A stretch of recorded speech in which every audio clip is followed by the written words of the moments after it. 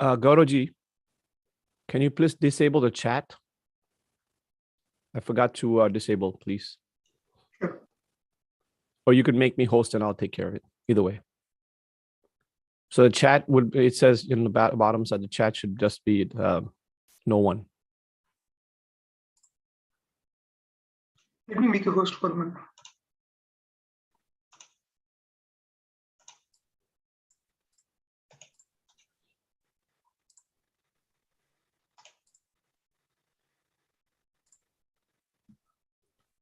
Okay, I did. So please go ahead. Yeah, I'm going to make you host again.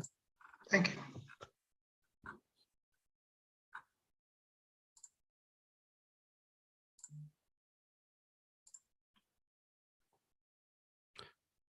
And once again, namaste, everyone. If you're joining, just give us a couple of minutes and we'll get started.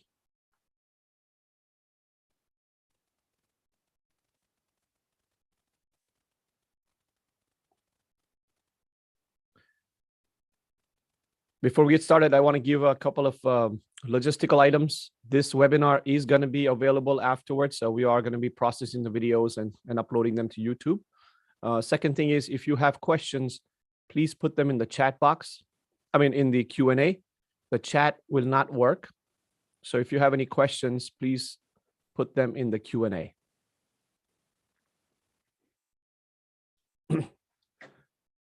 Okay, wonderful. Namaste, everyone. My name is Nikunj Trivedi, and I'm the president of CoHNA. I have the honor of being the president of the Coalition of Hindus of North America, which is a grassroots Hindu advocacy and civil rights organization working on matters impacting the Hindu community in North America as well as globally.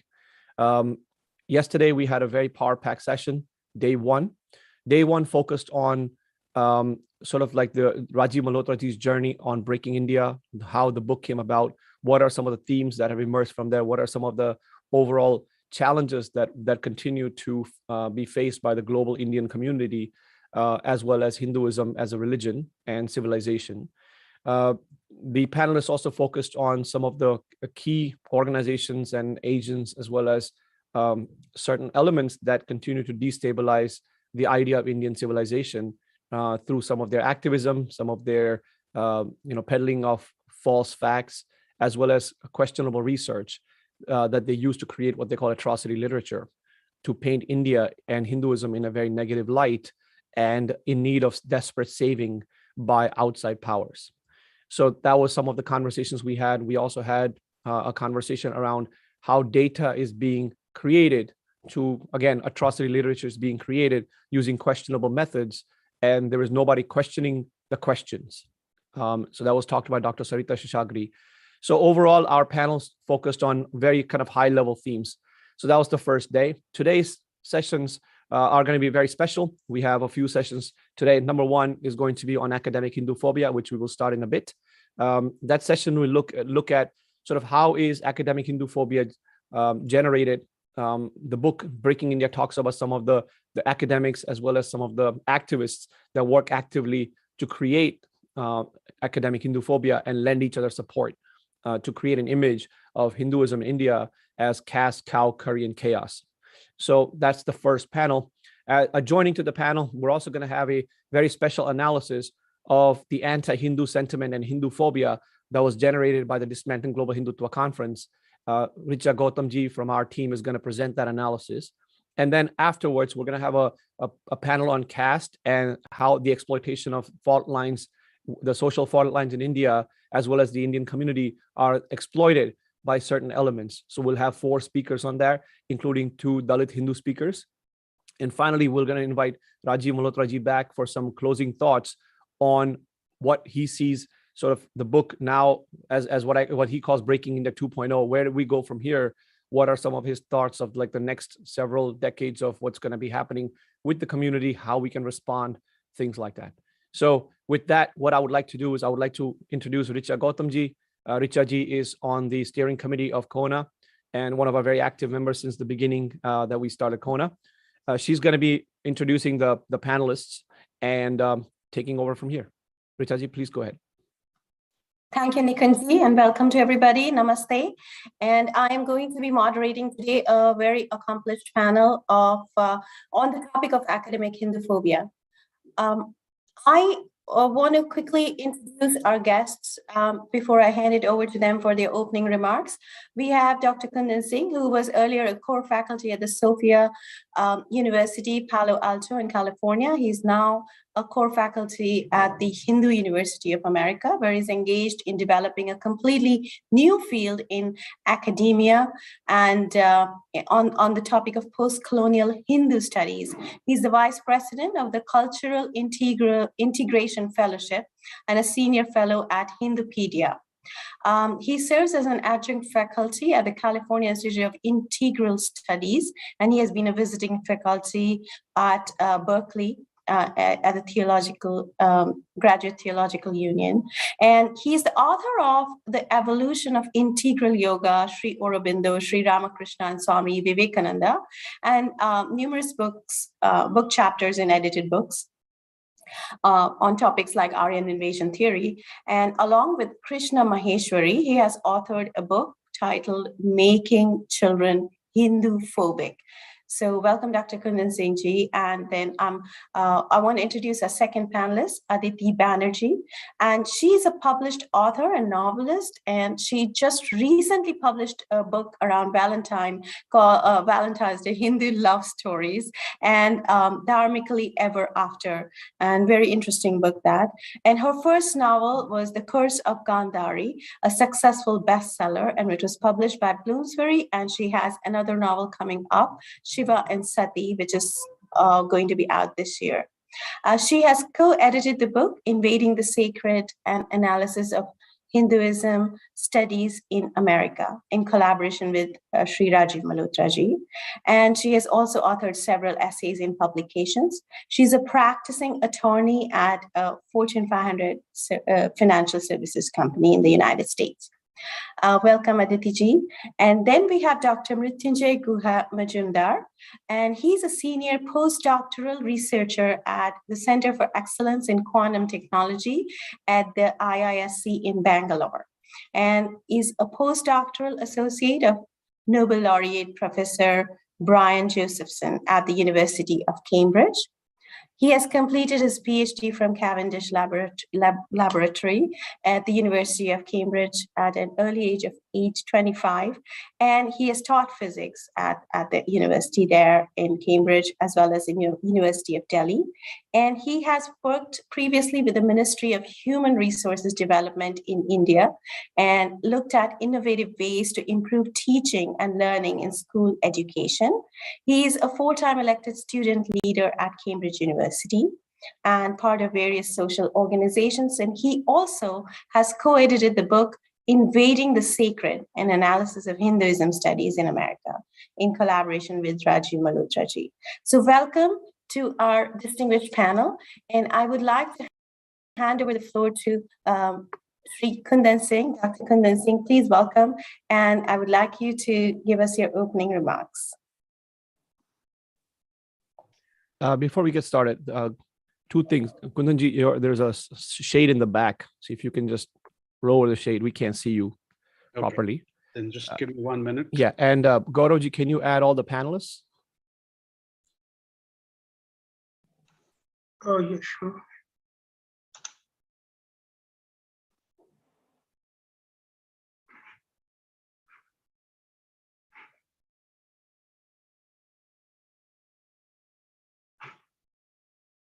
You can let me switch over the host to you for a second.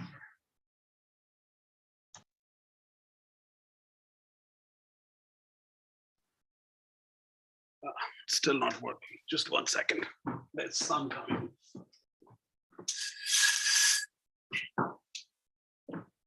Sorry, because Aditi ji, Mrityunjay, and Richa ji, to turn your videos on.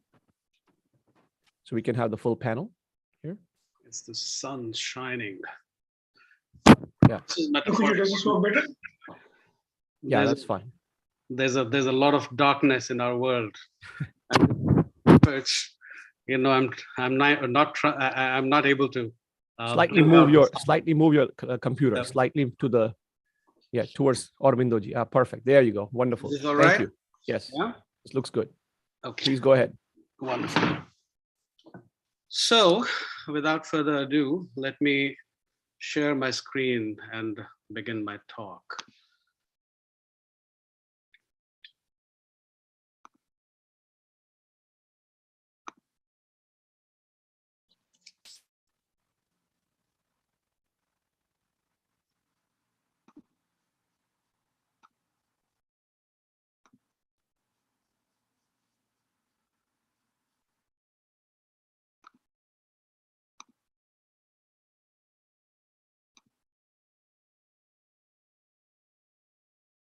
So, Nikunji, is this visible now? Richuji, is my screen visible? Yes. Okay. So, Yes. the title of my talk today is Academic Hinduphobia and the Metropolitan Cathedral in Mexico City. And this talk is metaphorical, and you will be able to see it. And I'm basically going to walk you through some of the pictures, and then I will unfold the topic of my talk. So in downtown Mexico City, you come across this grand cathedral, which was built in the 16th century, right after the invasion of the Aztecs by the Spaniards. This is the front view of the cathedral. This cathedral from inside is very, very beautiful, with wonderful pillars and arches and some other beautiful pieces of architecture.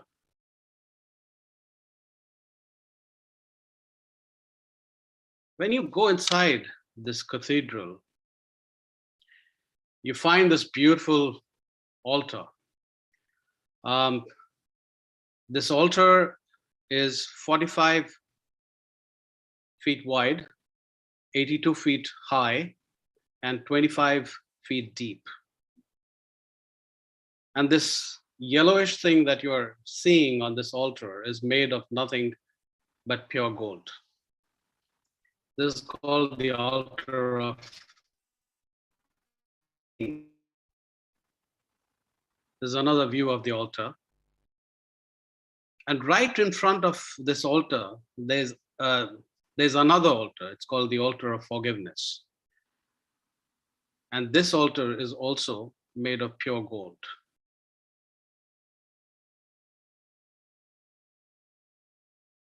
I want you to absorb these pictures.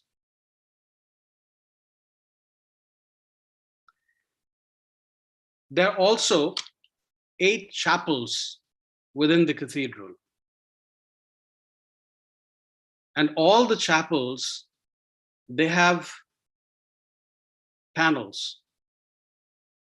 And the panels are also made of pure gold. And here are some of the pictures.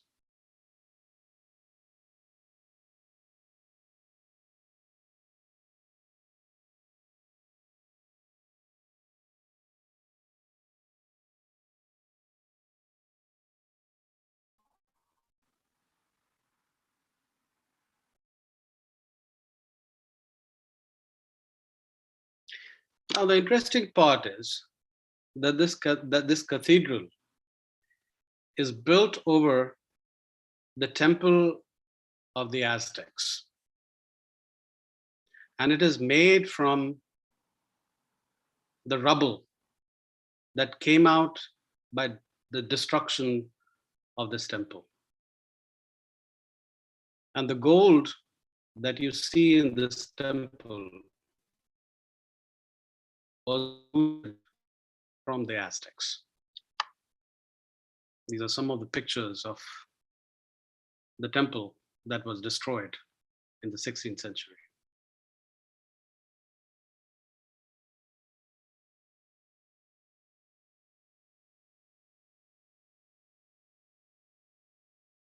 In fact, the entire city,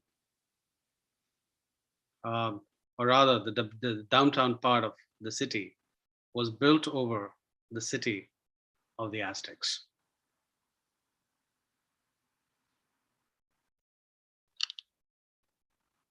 After having stated this, I want you to dig into some of the representations of Native Americans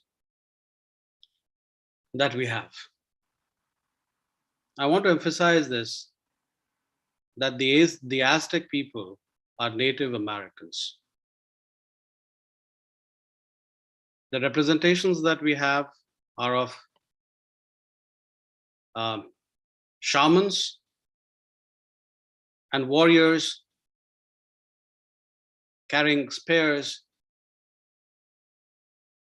who basically scalp people after killing them. These are some of the representations that you have. Now, from the pictures of destruction that I showed to you, you perhaps will not be able to have a sense of some of the accomplishments of the Aztec people. Therefore, I'm taking you to a place which is quite near to Mexico City. The name of the place is Teotihuacan. It's about 45 miles northeast of the Mexico City. And this place, it is said, was built between 180 and 50 AD, or 1 CE and 350 CE. That is the date which is given to this place. And the Aztecs definitely claimed their ancestry with the people who resided here. And this city has many pyramids, and some of these pyramids are huge and massive.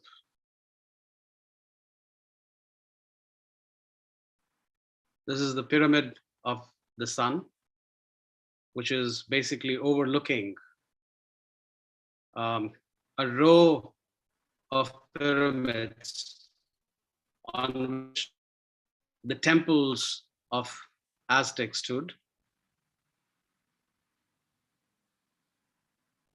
This is the pyramid of the moon, which is standing at the head of the two rows that I spoke about.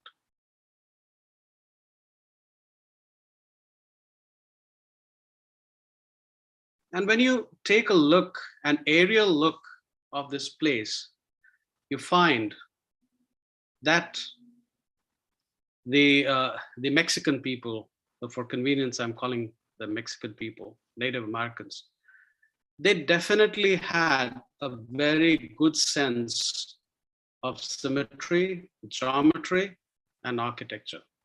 This city must have been very, very beautiful in its heydays.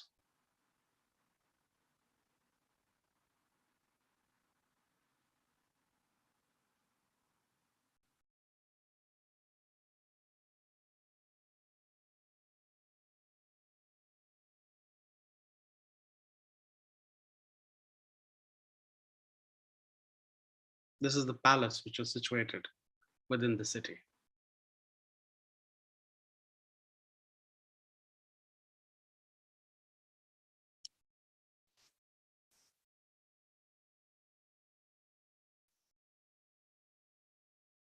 Stop sharing my screen.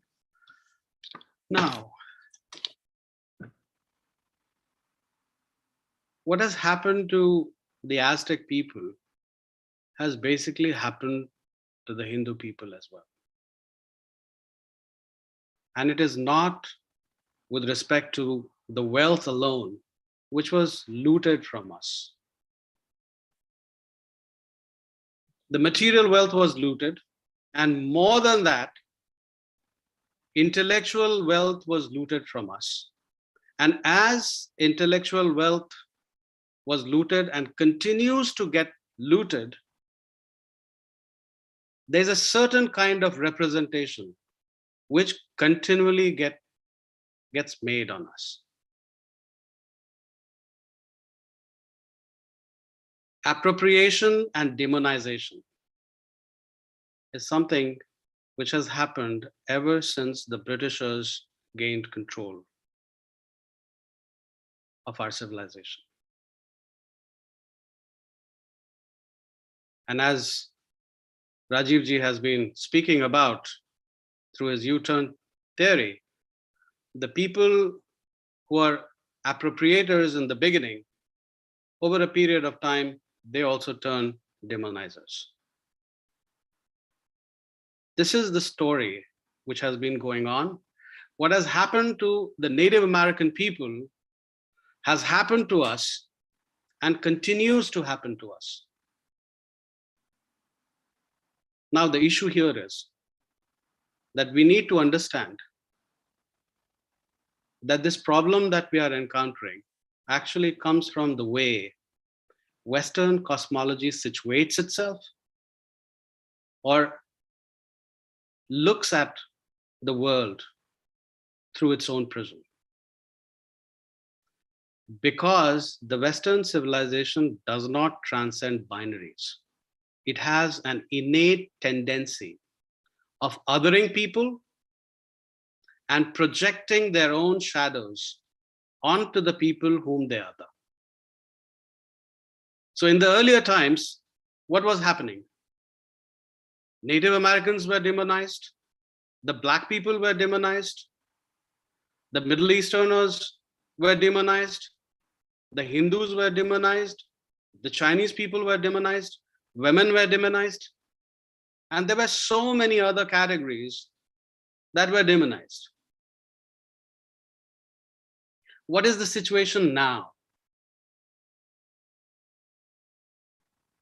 All but Hindu people have basically, through their work, through their hard work, have been able to make those narratives politically incorrect.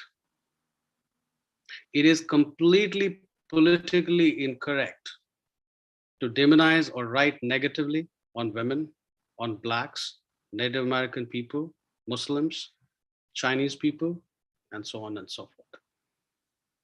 There's one category that remains on which all the shadows of the Western world will get projected if we do not fight back, and if we do not fight back academically.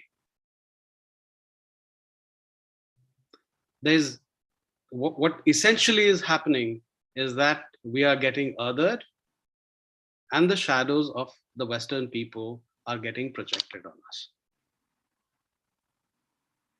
The situation is such that if from tomorrow space travel begins to get demonized, you can be rest assured that in the next 10 years, we will be categorized as space travelers and demonized. If the Western world begins to demonize hygiene from tomorrow, the Hindus will be demonized, for being hygienic people. This is what the state is. So there's this specific problem with respect to Western cosmology, and because we are, the Hindus, the only convenient category on which projections can be made, and academia can get away with it without encountering any backlash or problems, that this massive problem of Hinduphobia exists in academia. Now, there are different ways in which we can go about this. One is that we internalize this discourse, which is happening in academia, and dissociate ourselves from our tradition, our ancestors, our civilization, our own people, our parents, our community, and so on and so forth, and join the gang which is demonizing us. The other thing, which also unfortunately is happening in the Hindu world, is that we start going after the fundamental philosophy which is engaging in Hinduphobia and posit or position ourselves as the other of those people. This category, which is demonizing us, is basically comprising of the left liberal people. And unfortunately, what is happening within the Hindu community is that the Hindus are increasingly calling themselves as political right. This is a grave mistake which is occurring within our community. And the reason why it's a grave mistake, because our colonization and the plunder of the world has basically happened by the political right of the West. So what is it that we need to do at this point in time? What is required is that we develop a narrative, a very sophisticated narrative which goes beyond the left-right binary and address these issues in a very, very nuanced manner. I cannot go into too many details, but understanding the problems of academia and looking at Western cosmology from the perspective of the cosmology which comes to us from our ancestors, I have developed this new concentration at the Hindu University of America. It's called Post-Colonial Hindu Studies. I don't have time to go into the details of what the program comprises, but through this conversation, I want to attract the attention of the people who are watching this program, and beseeching them to go to the website of the Hindu University of America, look under area of studies, post-colonial Hindu studies concentration, and get involved with what we are trying to do at the university. So with that, Richardji, I hope I have not exceeded my time. Thank you very much. I look forward to hearing from others on this panel, and then we'll have some dialogues. Thank you. Yes, thank you. Thank you, Dr. Kundan Singh. And, yes, please write your questions in the chat box. And thank you so much for that interesting presentation. I think a revelation for many of us, right? And I also want to point out just one quick point, Dr. Singh, that, if you look at it, okay, India was plundered, the Indic civilization was plundered, but it is still the only civilization that stays alive. The rest of them have largely been marginalized and sort of decapitated, from the get-go. And basically, if you look at the map of the world, the three forces of either communism or, the Christendoms or Islam dominate the entire world, except that, place called India. So I do want you to come back to us with some of those thoughts and maybe other questions, but I want to hand over the floor to Aditi Ji at this point. Namaste, everybody. What I thought I would talk about today is the story of Invading the Sacred. So while this conference is about breaking India 10 years in, since this panel is about academic Hinduphobia, I thought that would be relevant. So I remember, it's a very strong memory of when I first encountered the work of Shri Rajiv Malhotra Ji. I was in law school at Yale. I was in my room in front of my computer. I had written an article on the Hindu American identity and the need for cultivating such an identity. And Rajiv Ji had written me an email and said, you may want to look at some of my writings. And I had gone to the Sulekha website where he had written many of his articles, some of his first published work. And it was a transformative experience for me because there were experiences I had as an individual growing up in the US, whether it was in high school or in college, of teachers telling me that they had read 3 books on Hinduism and therefore knew more about my religion and my tradition than I did. Or a professor at my university telling me that the Ramayana was about the Aryan war against Dravidians. And he dared any of us in class to challenge him, which of course many of us instinctively knew that it was wrong, but we didn't have the wherewithal to actually contradict what our professors were teaching us. And what was remarkable about what Rajiv Ji had done was he had given a framework and an overview of how this entire academic system in the West was distorting Hinduism and denigrating Hinduism and why it was doing so, and organizing this.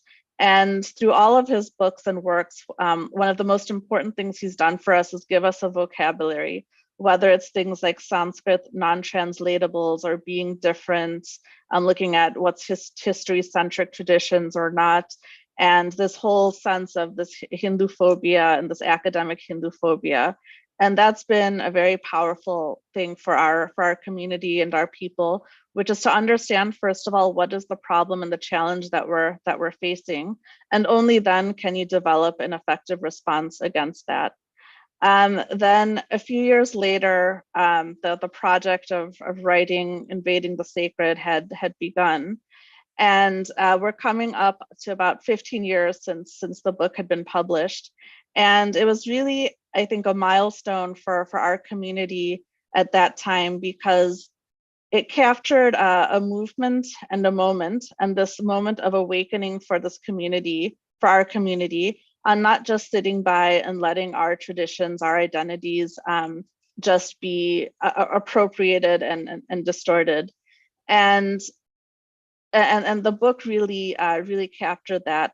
And I think one of the responses I hear a lot from people is you have a handful of professors who are writing these things like Wendy Doniger, Paul Courtwright, Jeffrey Kripal. Why pay them attention? And the more you talk about their work, the more you're giving them a platform and you're giving them a voice. And anyway, no one reads these books, so why do we have to pay attention to them?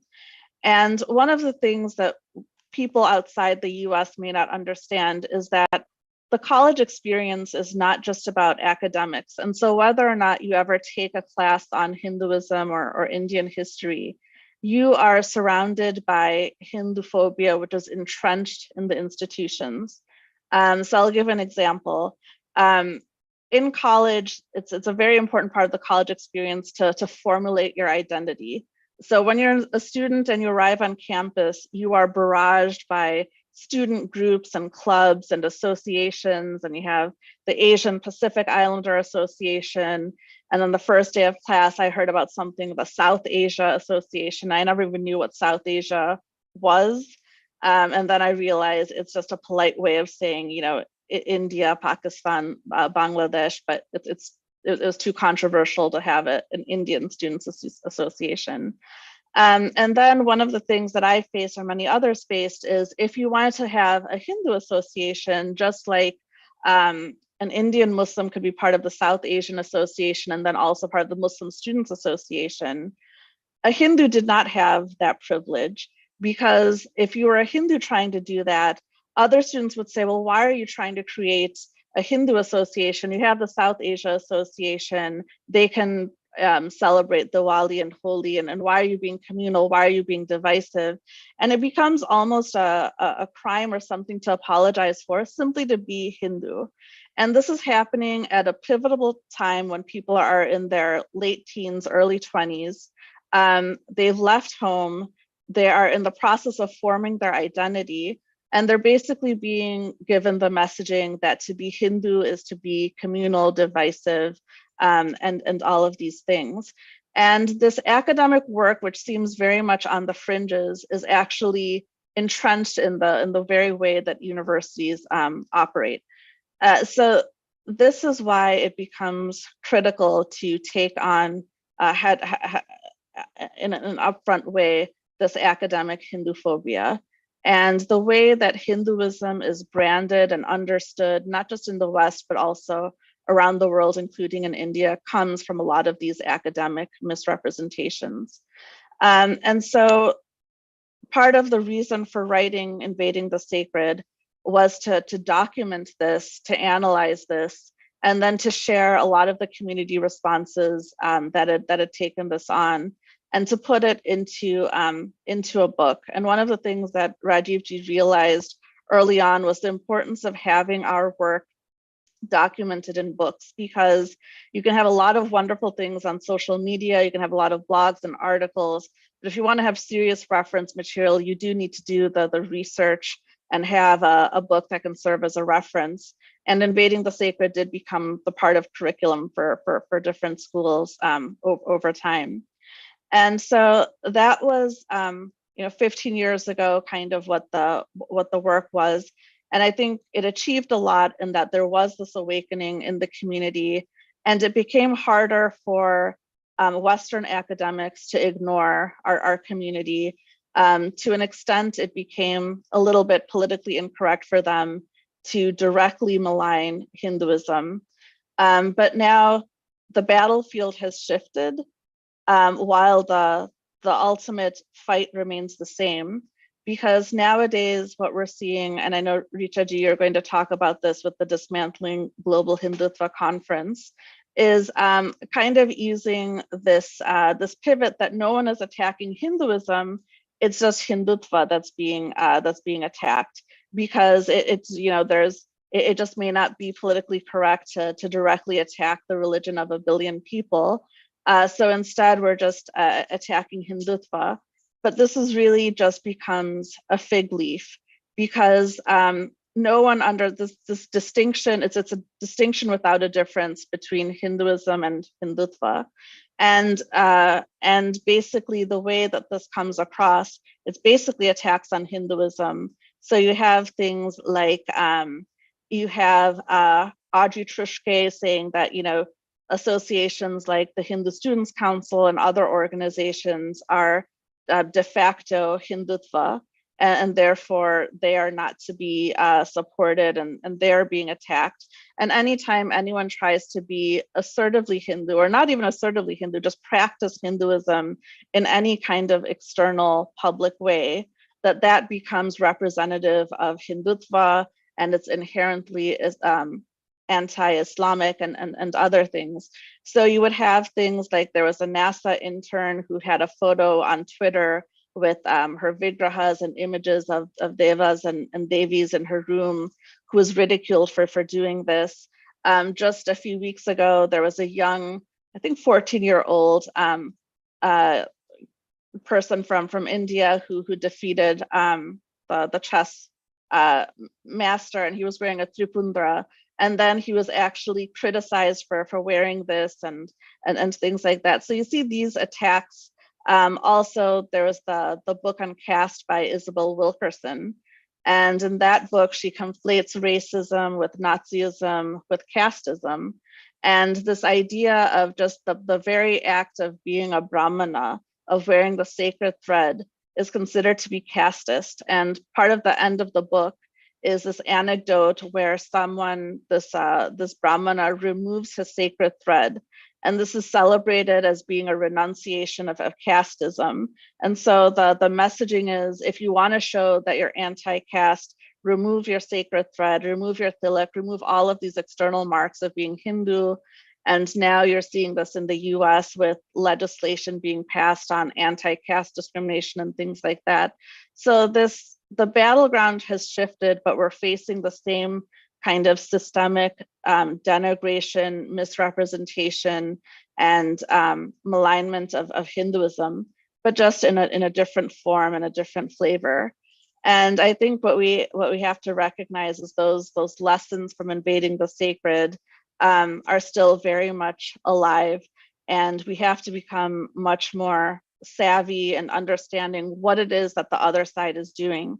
And one of the great lessons that Rajiv Ji's work has is really taking the time to understand what is the agenda of the other side, what is their goal, how are they going about this, and then being able to attack, to be able to confront that. And then the last thing I want to say is that, the call of the hour, the need of the hour, is for us to engage in these things academically and intellectually, but also to put in our own tapasya. And basically things change when we have our tapasya in it. So we also have to have the courage and the confidence to be assertively Hindu on very simple things like wearing a bindi, wearing a tilak, wearing the sacred thread, practicing our traditions. I often hear complaints that, oh, you know, it would be great if on Shivratri I could fast during the night, but I don't get the holiday from work. The thing is, if we don't ask that for ourselves, if we don't have that importance that our holidays, our vratas are things that we are going to observe, and we are going to demand this or practice this, then others will not respond to us accordingly. And especially in the US, it's a place where, you know, respect is commanded, not demanded. And people are open and accommodating as long as we are assertive and not afraid to be ourselves. So we have to have this commitment to dharma that even if we're going to face opposition, even if others may not understand us, that we are going to, you know, we're going to be assertive, we're going to be confident, and we're going to contribute to society through living and representing dharma. So I will pause there. Thank you. Thank you, Aditi Ji, and thank you for sharing some of that, experience and, what the children go through when they are in universities and colleges sometimes is, it's a more composite experience than just what's in the academia. So it translates into everything, isn't it? It translates into how they feel on the campus as part of the campus and, or otherized, something that Dr. Kundan Singh also brought about in his talk. So we'll talk more on that. And also the fact that, like Audrey Trishke said, she's a trained historian and she has the right to talk about us, and so the Western lens is always applied on all of our culture, our civilization. And when we talk about it, it is canceled. So I think those are very important points. Thank you for bringing those out. And I will, without further ado, hand over the floor to you, Dr. Mrityunjay Majumdar. Thank you, Richa Ji. Very, enlightening words from both Dr. Kundan Singh and Aditi Ji. So my talk will have three different components, and I hope I make it in the time that I've been given. So in the contemporary world, things are evolving and in many cases devolving at a rapid pace. The world faces, immense challenges, be it poverty, malnourishment, conflict. While these tangible challenges must definitely be addressed sure-footedly, there are two other subtler trends that I think we all are trying to kind of address, which is the advent of entrenched dogmatic tendencies and the perverse weaponization of information and knowledge structures. In common parlance, both contribute in producing what has become a buzzword now, which is cancel culture. And one of the most infamous manifestations of this has been seen in academic Hinduphobia, which plagues various centers of learning today. So in my discussion today, I would be focusing on three broad themes, and I'd like to be precise, concise in that. Firstly, my own journey and experiences of Hinduphobia. Secondly, banking on my work with the Ministry of Human Resource Development in the Government of India on some entrenched pedagogical elements in school and college teaching that does not showcase our Hindu heritage. And lastly, on how the Hindu pursuit of true decolonization, which I regard as a decolonization of the individual, we can truly come into our own. And to that end, we should go against what I call the appropriation of the subject of decolonization as a leftist agenda. So India attained independence in 1947, but probably not in the minds of some elements in British society even in 2019. Why else would the presence of Oxonian societies with such problematic elements that extra police cover is needed for events be less debated than interactions with various pro-Hindu and pro-India speakers? Even though there is a deployment of prevent duty against prejudice in the United Kingdom, we still saw around 200 cases in 2017 and 18 of pro-jihad activists, hate preachers, anti-Semites being invited as speakers on multiple occasions in varied universities. One of Cambridge University's core values is the freedom of thought and expression. And in my 4 years of being a master's and PhD student at Cambridge, just like most students therein, I was not acquainted to the presence of various leftist, anti-Indian, anti-Hindu forces. It was only when I was elected among the top 7 student leaders of the university in 2019 that I came to know the extent and influence of some of these elements. The tragedy of this age often is, as I think Dr. Kundan was mentioning, that of exclusivism and polarization around ideologies, the othering, as he beautifully put it. And this is an age of political binaries. There is no space for anybody who does not conform to the either or. It is this culture that seems to pervade student politics at various points in Cambridge as well. As a result of such polarization and almost dogmatic alignment with some political ideologies, political bullying is something that seems to have taken root deeply. And some of these bullies self-identify as left liberals, being neither truly left with champagne socialist galore, nor liberal in the least. It was so bad that in May of 2019, commentator Daniel Haynen asked whether students have to be left-wing to be in Cambridge in his article in The Telegraph, which got a lot of attention. This seems to be... Right, sorry. While in no way implying that political bullying is entrenched to the university system, there is a certain subculture that pervades the student and activist space, that of othering by a certain clique, which dominates the political discourse in the university space. For instance, it was during this time that I got close to a member of an ultra-left student organization, purely professionally, and it was from him that I got to know some insights, some truths that are never set out in the open. For instance, he said that there are organizations here that have reach that have years in every college of Cambridge. They apparently have a lot of money and reach in national dailies. The clout is such that if they seek to blacklist or character assassinate someone and make their functioning difficult in the university space, they could by unleashing their propaganda machine. So I was the founder convener of the Indian National Students Association, a nationalistic student body in Cambridge, and a 35 under 35 UK India youth leader in 2018. And I was and always have been a proud Hindu, a proud Indian who speaks up for his values and civilizational heritage. And these were some of the reasons my politics and outspoken nature did not go down well with specific individuals and groups at times, particularly those who were openly anti-India and anti-Hindu. There were times when there were such falsities and misprojections spread about India that it was pretty absurd and ridiculous. For instance, discussion around the abrogation of Article 370 soon transformed to questioning the very sovereignty of India in myriad ways, such as when Kashmir was described as a region north of India. Notwithstanding the closure of the only Hindu temple in all of Cambridge and Cambridgeshire by the Cambridge City Council, for which I undertook activism, there were also times when academics such as Dr. Priyamvada Gopal, who's very infamous now in certain circles, stated that Hindu extremism is rooted in a macho 20th century response to British colonialism, which mocked Hindu effeminacy. Would openly, such academics would openly and brazenly display their anti-India and anti-Hindu sentiments.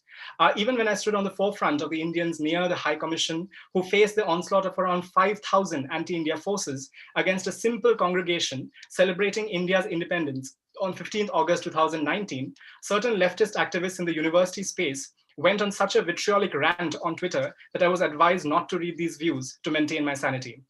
I remained defiant and led the unfurling of the national flag in Parker's Pieces, right dead center of Cambridge City on the very same day. It was also during this time that I realized that my informed, sensible stances for Hindus and Indians could clinch the day in debates. I went on to win a debate on the Sri Ram Janmabhoomi Mandir issue in a leftist bastion like Cambridge. And that is the first major point. Factual, balanced, and informed stances for Hindus in India, going beyond rhetoric and jingoism in certain such spaces is very, very important. And the establishment of an umbrella Hindu body worldwide, which I think Rajiv Ji mentioned about, that undertakes training and information dissemination may help in facilitating this in a concerted and cohesive manner. The level of appalling demonization and opposition in Cambridge reached a level where certain university activities were affected by these groups. For instance, my participation in a university level committee, the Equality and Diversity Committee, was stalled and protested due to my beliefs and politics, as they put it. Politics was not as primary as some of the values and views that I had regarding India and Hindus. When I agreed to host Vivek Agnihotri in Cambridge and tried to use my privileges as an elected student leader for hosting the event, I was charged as misusing power. For this, I was placed under restricted action due to an official letter and complaint by somebody speaking against, I quote, fascist voices. The most absurd move was when the highly left-leaning union sent me a show cause notice 5 days after my effective end of term as a student leader. In a few days post that, the graduate president of the union shares a picture on Facebook wearing a red t-shirt with the words "Left Mafia" on it, as if seeking to celebrate how regressive they had truly become. While I neither had the time nor the money to wage an expensive legal battle with them, I spoke out openly about all their nonsensical activities. In all this, what surprised me the most was the inherent complicities of various Indian students, some of whom did not flinch from criticizing India and Hindus to get the validation of Western leftist activists. They, after all, wanted to belong in certain groups.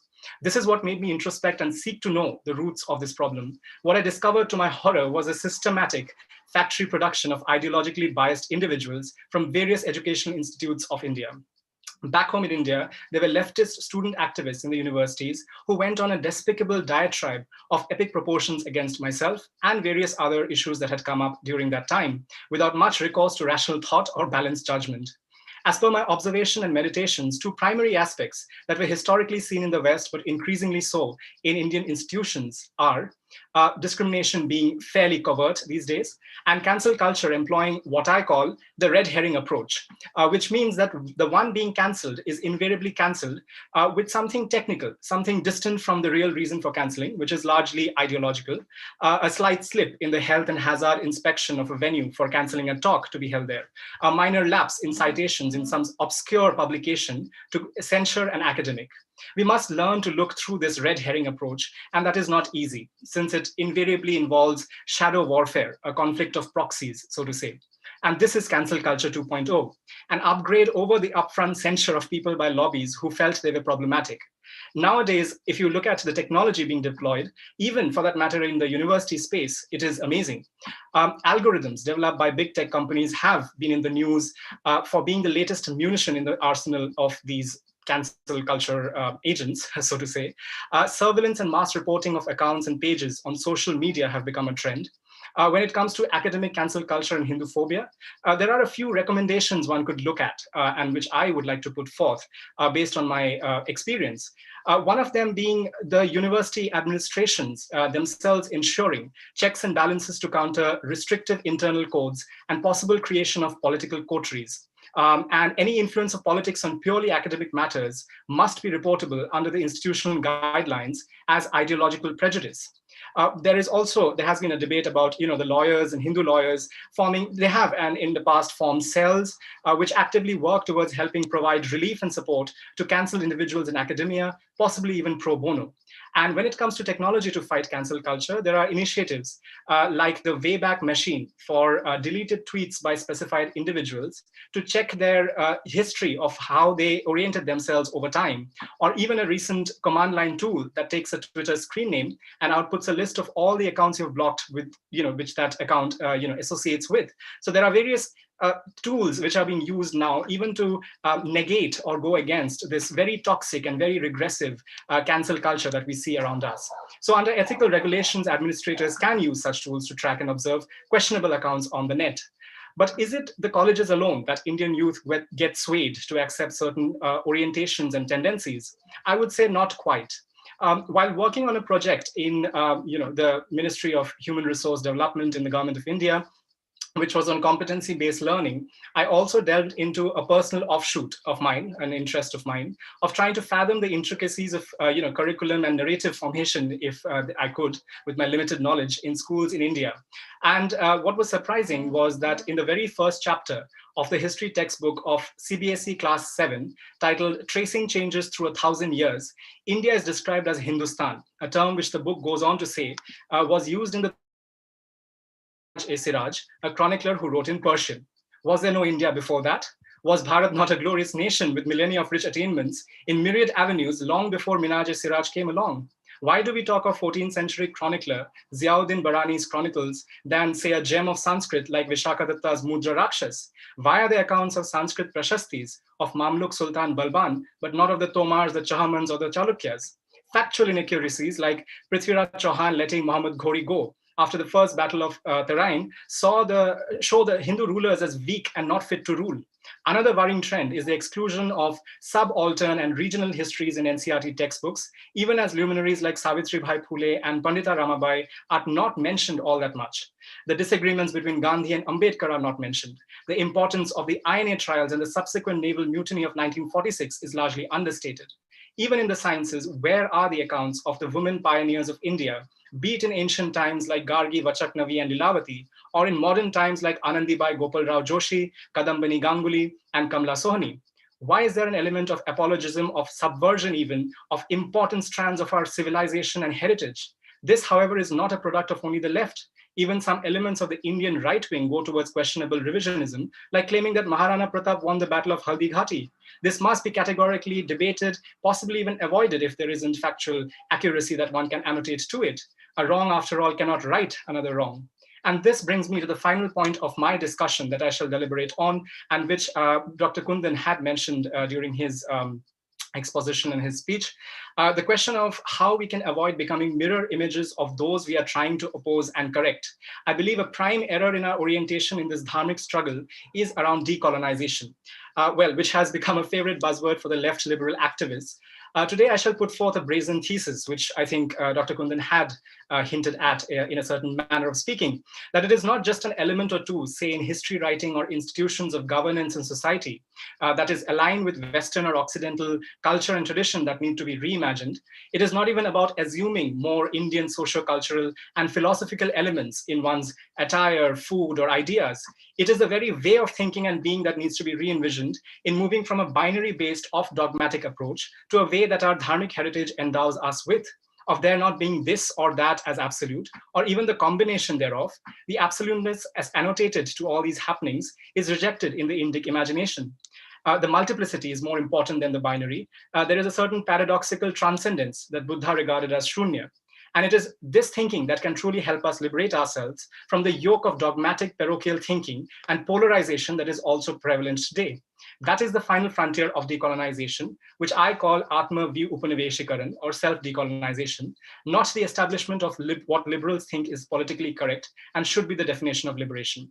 For in that definition, we still are slave to some ideas and constructs, which are limited ideations.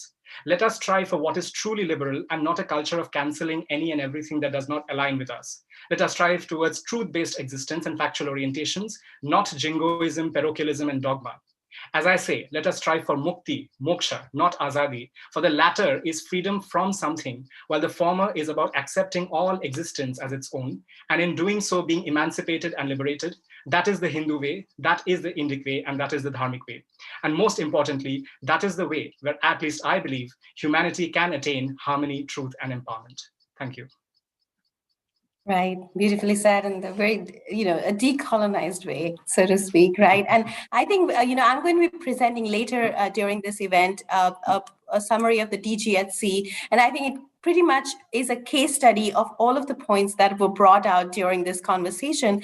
And I also want to just say that, the Economist recognized that there is a threat of the illiberal left, where earlier it used to be an academic discourse in the hallowed halls of the academia, but now it has actually transcended and moved onto the ground activism, right? And that is how the cancel culture is perpetrated everywhere. And Vivek Agnihotri, it seems, is a case study there, because across the board in India, I think he was cancelled at Jadavpur, and now you're telling me in Cambridge. And then we've also had a similar situation in Rutgers, where I think his program was cancelled. So I think this is all pervasive. I think I will probably go into some of the Q&As, and Dr. Kundan Singh, I think there is a question for you. When you say shadows of the Western world, what do you exactly mean? And I don't know if it ties in at all to your book, or the question I posed earlier, that India or the Indic civilization is the only one that survived. And is that why the shadows always fall on our civilization more than anywhere else? In fact, Richaji, I think the very fact that we survived is actually our bane, because it has made a lot of us Hindus very, very complacent. We have been practicing our traditions, on the margins for a very long period of time. That's how we survived. In my understanding, I think the strategy needs to change. We need to come to the center. And the way to go about it is to basically formulate a very, very sophisticated discourse. Hinduism or Indology was basically hijacked by the Westerners, some 250 years ago.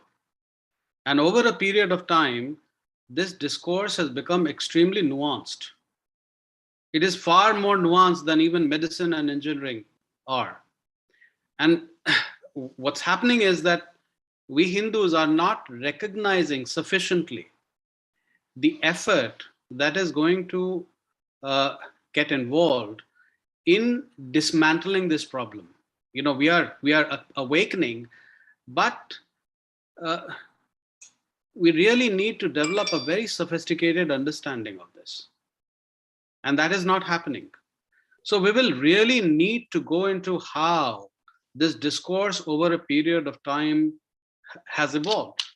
You know, I want to talk about something, which is going to come out in my books, and I would really, request the community, to not start writing about this. You know, a lot of people who actually understand the dharmic worldview and have spent time understanding that worldview will also recognize that there are lots and lots of similarities with the liberal left, what is known as liberal left. Right? Now, the rise of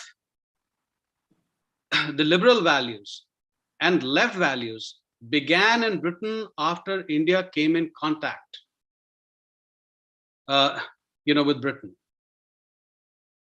And interestingly, and this is something which I'm going to write in my upcoming book, the individual who formulated at the core Hindu-phobic discourse on us is also the individual, or one of the predominant individuals who has led to the formulation of what can be considered as left and liberal values. This individual is James Mill, the father of John Stuart Mill.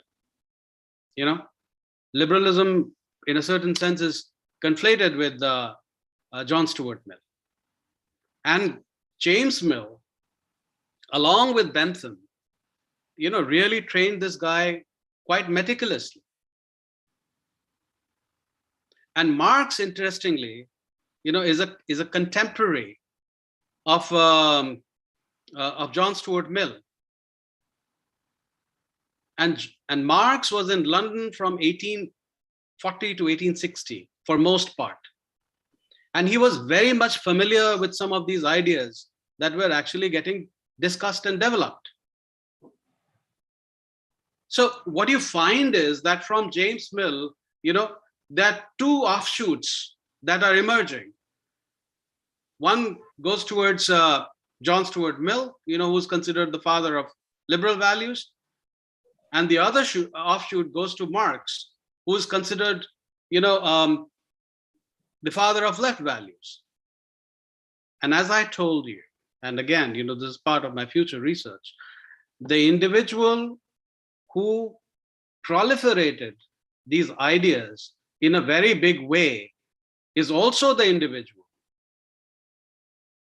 who was massively Hindu-phobic.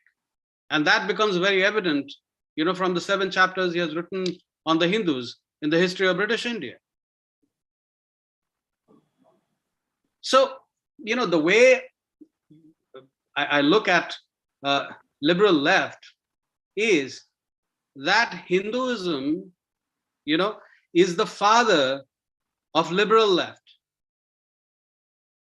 And liberal left has been trying to kill its father right from the very beginning. It has been trying to, commit patricide right from the very beginning. Now, until unless, these nuances are understood sufficiently, there'll always be this problematic left-right binary, which will get created. And this left-right binary is not our problem. It's the problem of the West. And we Hindus are continually getting sucked into it. And we are not really understanding, the damage that we are doing to ourselves. So, in order to address this problem, there are many things that need to happen here. One is that we really need to understand, our own cosmology, our own worldview. We'll have to get into the texts that have been written by our sages. That's number one. Number two, we have to look into the evolution of Western Indology very, very carefully. And we will need to look at all the nuances that have shaped the growth of this field over a period of time. It is then that we are going to get sophisticated enough to address this problem in academia. So there's a lot of work that actually needs to be done on the side of the Hindus, right? And as I said earlier, if we do not recognize, that our survival, in fact, is our bane, over a period of time, we will get exterminated. We will become like the Native American people. We'll become like Aztecs. Aztecs don't survive, to tell their own tale, right? And it will happen. So, this is a struggle. This is a massive fight, and this can only be done through the power of pen and through massive intellect in which our civilization, for an extended period of time, invested massively. So with those, it's like I will stop, Richaji, and we can continue the dialogue and conversation. Yes, I'll take quick remarks from both Aditi Ji and Mrityunjay. The thing is that a lot of the Indian Americans, Hindu Americans tend to go into STEM fields and avoid some of the liberal arts. As a course in academia. So I think that is one of the things, probably with the arrival of more holistic learnings that are happening today, more intersectional learnings. Maybe that is a possibility that we do create a dharmic lens. I think, Mrityunjay, you might be able to answer that. And then I'll go to Aditi Ji for quick comments. Quick comments, I guess we'll be running out of time otherwise. I think you highlighted a very important point, which is that of intersectionality. But I would also like to highlight a very interesting and idiosyncratic kind of element of Hindu thought or Indic thought, which is that of paradox. And I mean, I don't want to go into too much detail about that, about the inherent paradoxical nature of the universe and the applications of that in various aspects of life. So whereas on one hand, you have the abstract, you also have the immanent, you have the form-based, essentially, in, for instance, in theology. There are various ways in which politics and economics and various other aspects of Hindu society were oriented. And I think in our bid to kind of, try to copy or try to ape the West, the Occidental cultures, we are kind of restricting ourselves. We are becoming their shadow images of sorts.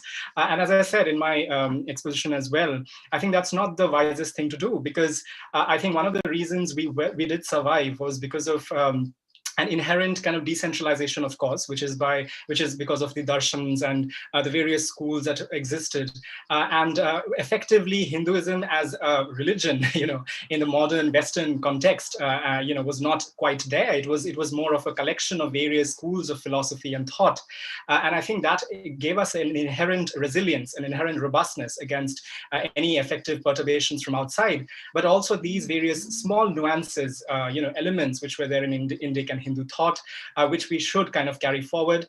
One last point I would like to make here, which is that there is a certain overemphasis on the Smriti side of things. What I mean by that is there is a certain emphasis on the tools that brought forth certain kind of ideas. What I really would like to see is, extracting the essence of what is inside and reformulating in modern idioms, modern symbology, modern forms of narrative and, discourses, essentially.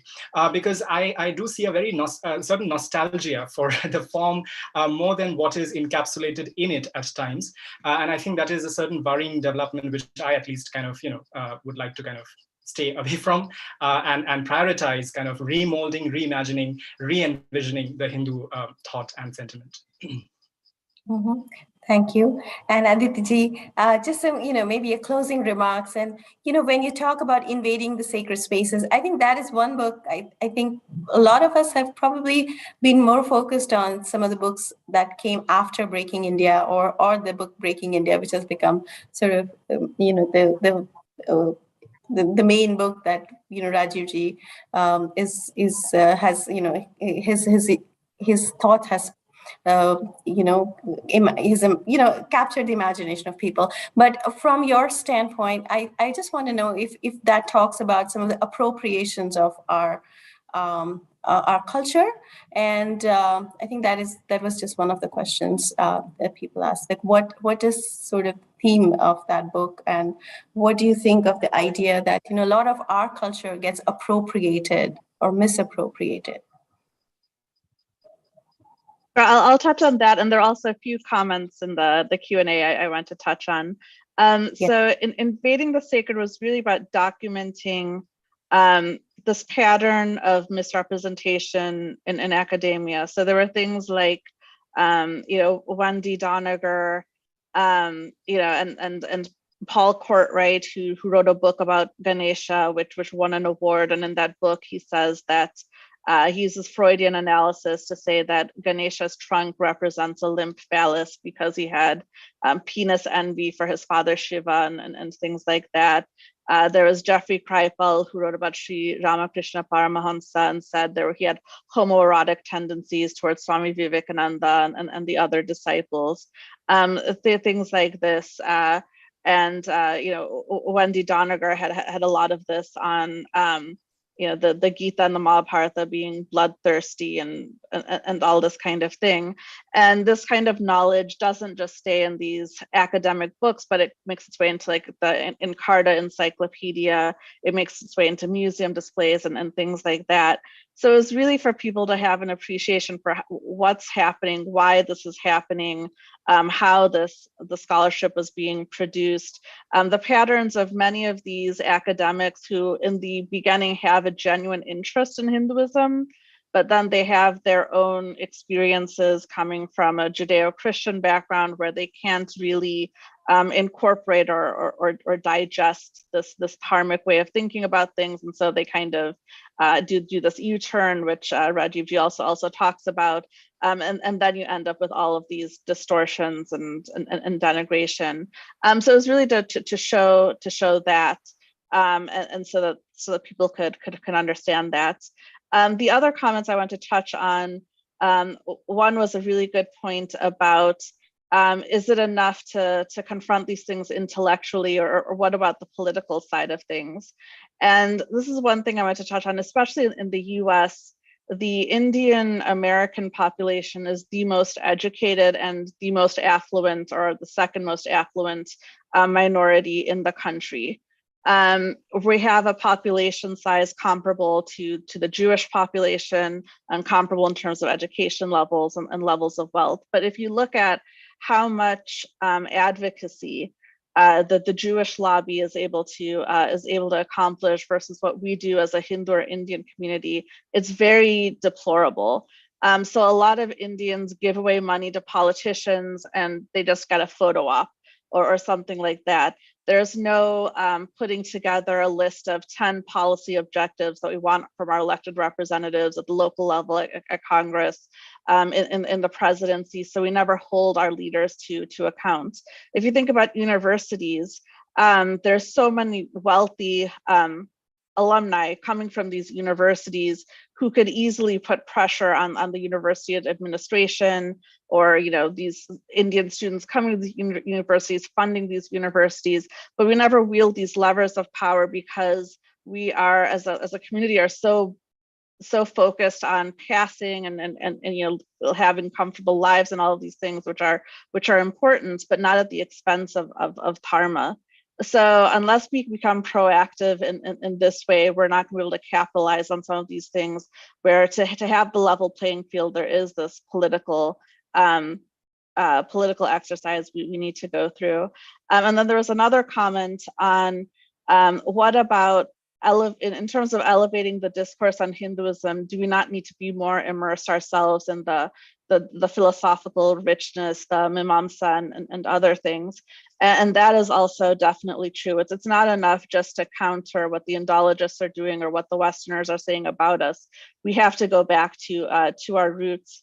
But it's also, you can't separate the two, because part of it is creating the space where people will recognize the importance and feel comfortable and feel motivated to study the Dharma Shastras and other things, and not look upon them as a superstitious relics or other things. So creating that space where our traditional systems of education have been decimated, those institutions have been decimated. We don't have the rich traditions of pandits as much as we used to, and things like that. So both things have to be done. This political fight has to be there to create the space and the environment and the motivation for people to rediscover our heritage. But then we also need to go into those roots and study our shastras, just as Dr. Kundan and Dr. Majumdar were saying, because the dharmic way of thinking, the Hindu way of thinking, is so very different, and so we have to immerse ourselves back in that. Thank you so much. Yes. Move away from the binaries, as Dr. Kundan Singh rightly said. So thank you so much. I think this is a topic, I love this topic because it just explores so many layers, not only of our civilization, but also of what we face on a day-to-day basis, going into a slightly hostile spaces is all I can say. But I think more on that coming up when I discuss the DGHC. We have, of course, another topic of great interest which is a topic about caste, and I will hand over the floor to Nikunj Trivedi ji. Nikunj ji, you there? Yes, I'm here. Namaste. Thank you very much. I want to thank all the panelists and Richa ji for your moderation, and for panelists for the wonderful session. This was truly eye-opening in many ways, and sharing the perspectives of different things, whether it's the indigenous Native American traditions to things that have happened with schools, and how Aditi actually came in and talked about her experience with invading the sacred, which I can so resonate, because in 2007, HSC had done a petition that garnered 7,000 signatures at that time around that whole invading the sacred book. I mean, the Paul Courtwright book in Emory. So thank you for bringing back that perspective, Aditi, and I really appreciate all the panelists. Thank you so much. So if I can I will invite the other panelists to join. I think we're missing one panelist. Let me just ping that panelist.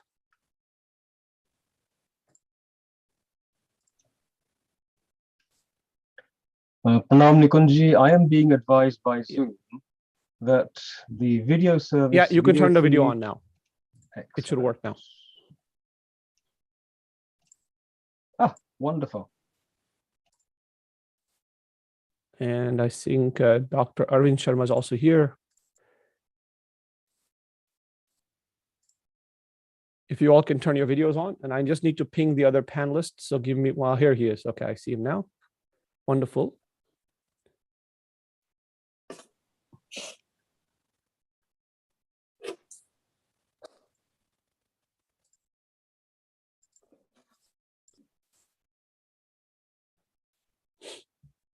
Aldrinji, if you can turn your video on, and Prerna, if you can turn your video on. I have turned it on. No, not yours. I'm saying Aldrinji, not yours. You are fine. I don't see Prerna's video on just yet.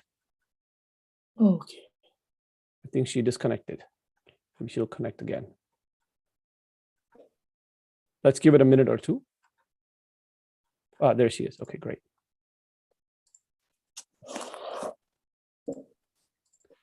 Okay, Prerna, can you turn your video on? Yes. Okay, wonderful. Right. Okay, welcome everyone to our next panel. This is a topic that can, again, go on for hours and hours, but it's probably one of the most important topics and a central theme of the book Breaking India, which talks about the exploitation of the Dalit Dravidian fault lines to create essentially an image of Indian civilization as well as Hinduism as a inherently oppressive and regressive religion, as well as indigenous tradition. Caste has become a trope that has been used again and again against the Hindu community, particularly to target us, silence us, and essentially not allow us to provide a different perspective. While we're going to be talking about India, what I wanted to start with is some of the developments that have been going on in the United States. Recently, the California State University system passed a policy that outlaws or prohibits caste-based discrimination. However, many of the students have expressed a lot of concerns around how it can singularly target the Hindu and the Indian American community on campus, along with faculty members. So this is a growing trend in the United States of these caste policies that have been passed with an unfortunate understanding of, or rather a factually inaccurate understanding of the facts. If you look at some of the resolutions that have been introduced by various student bodies, they clearly target Hinduism, and they clearly pin the blame of caste-based discrimination onto one and one religion only, that is Hinduism. So no matter what people say that it is about South Asians and not just Indians, in the popular understanding of how the policies are impacting, only Hinduism is under the radar. Secondly, there are policies that actually protect discrimination based on ancestry, based on religion, etc., already in place. So adding caste-based policies again creates an inherent discrimination against people of Hindu and Indian origin. This is also relevant for Indian students who are coming from India because they do not understand the nuances of American society many times, and they may be at risk, probably the most at risk in that sense. Secondly, Hindu students who are born in America a lot of times don't even know their own sort of quote unquote caste background, and now all of a sudden they are being considered, just because of their last names or some other trait, inherently casteist.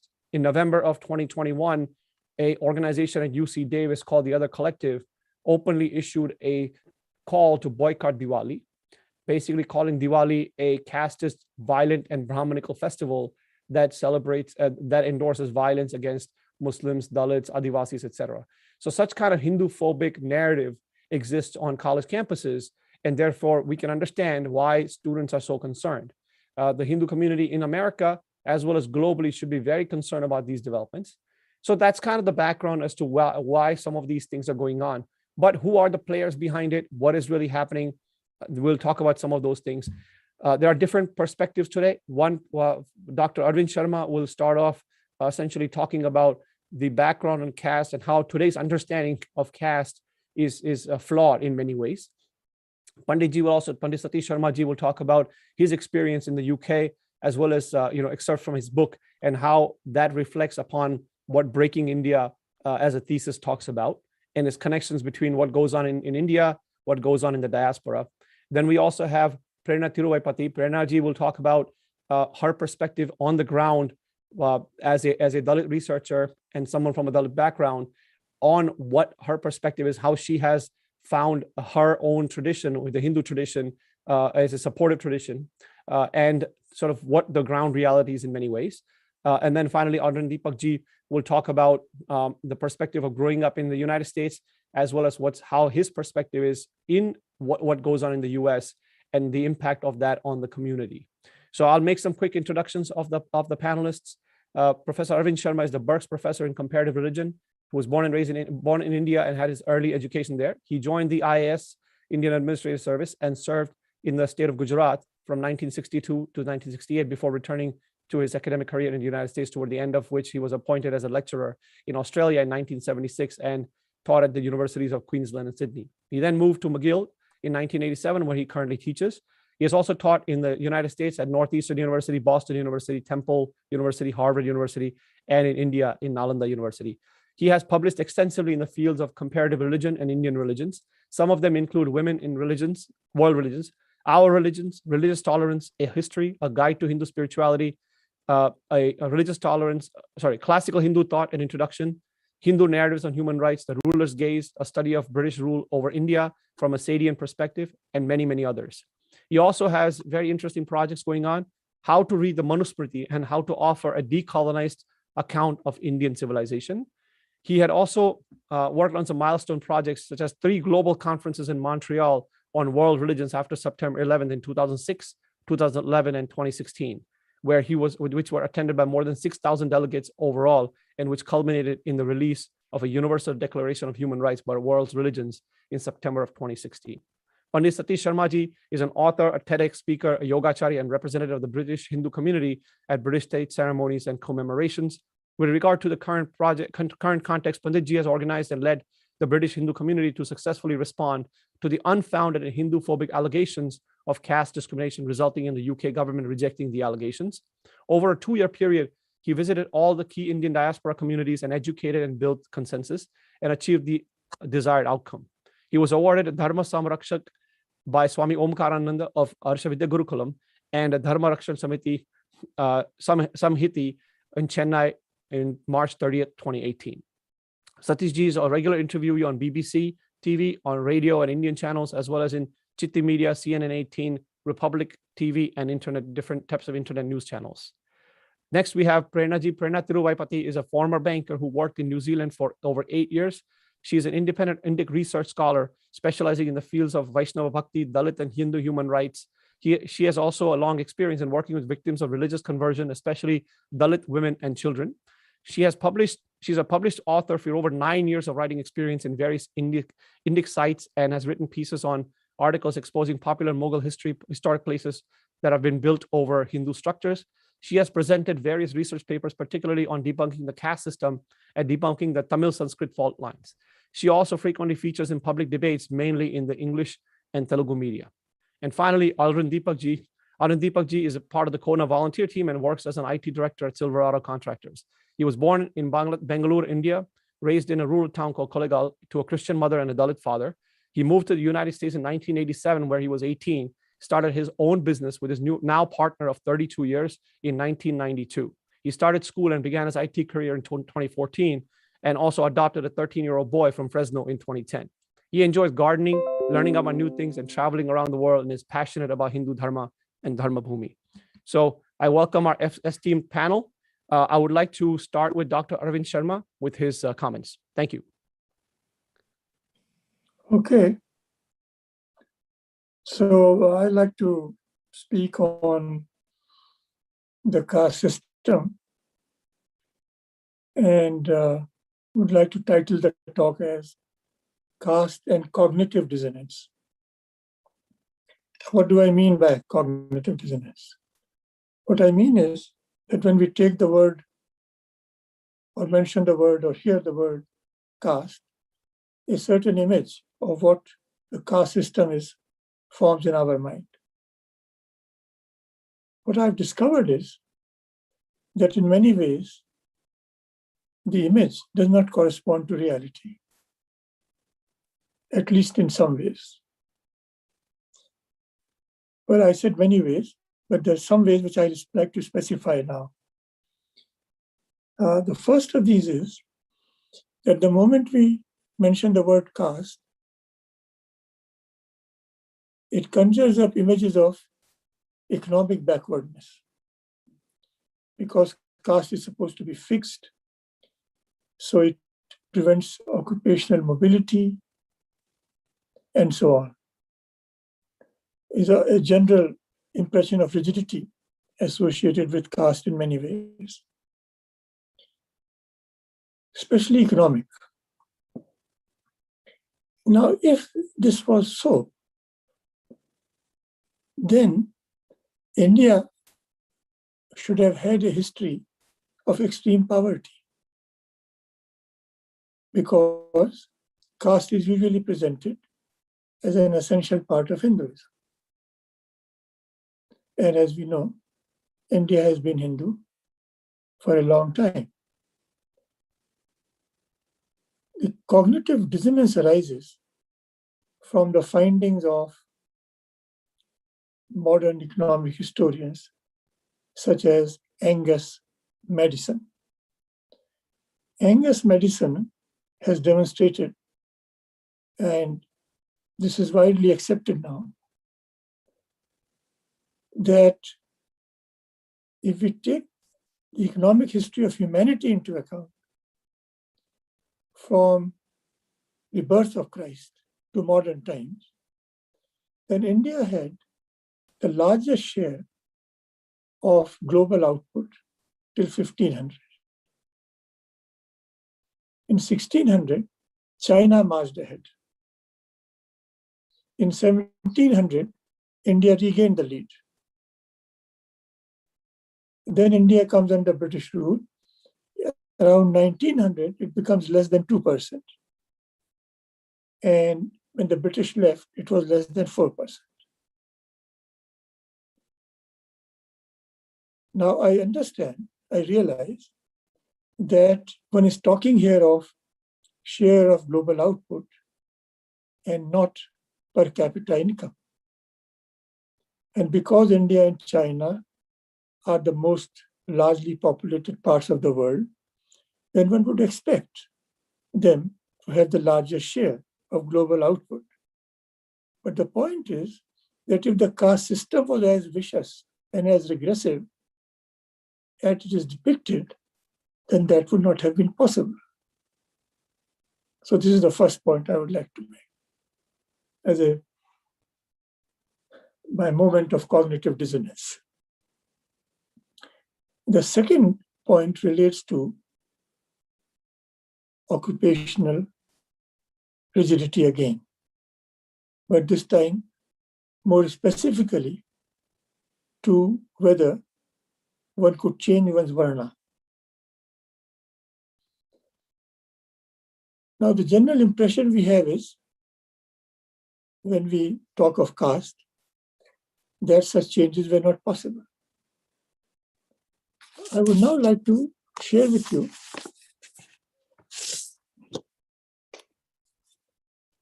a statement based on an inscription dating from the 8th century at a place called Dudhpani in South Bihar.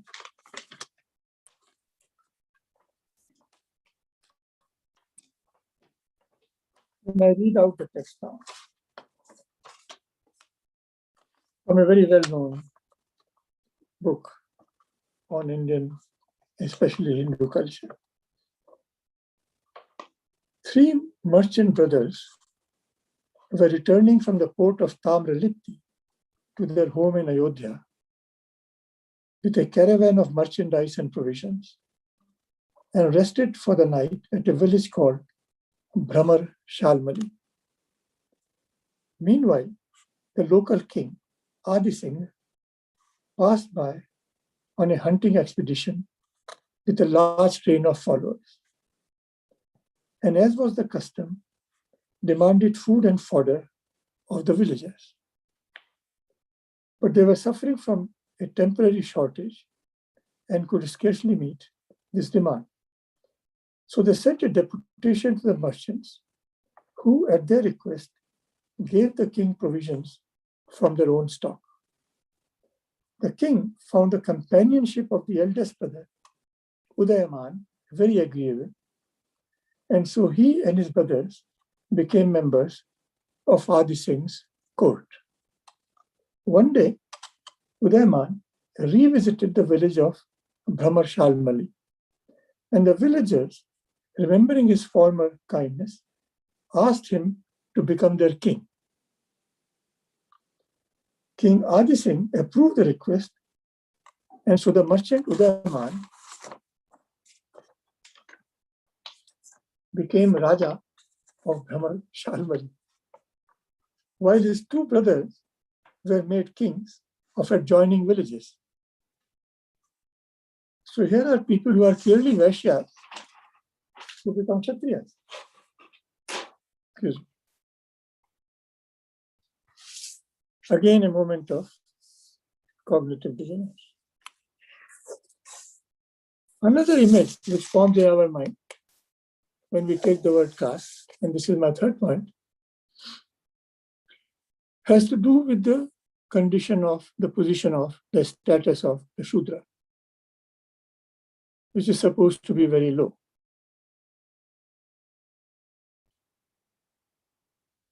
I read to you now literal text, in translation of course, of an inscription of the 14th century. Actually, the year is 1368, and it is a Singha Nayaka inscription. This is what it says. The 3 castes, namely Brahmanas and the next, Kshatriyas and Vaishyas, were produced from the face, the arms, and the thighs of the Lord. And for their support was born the 4th caste from his feet. That the latter caste, namely the Shudra, that the latter caste is purer from the former three is self-evident.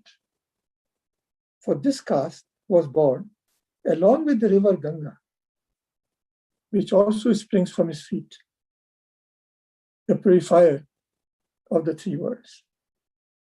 The members of this caste are eagerly attentive to their duties, not wicked, pure-minded, and are devoid of passion and other such blemishes. They ably bear all the burden of the earth by helping those born in the kingly caste. End of quote. This is what the Shudras thought of themselves and put it on stone.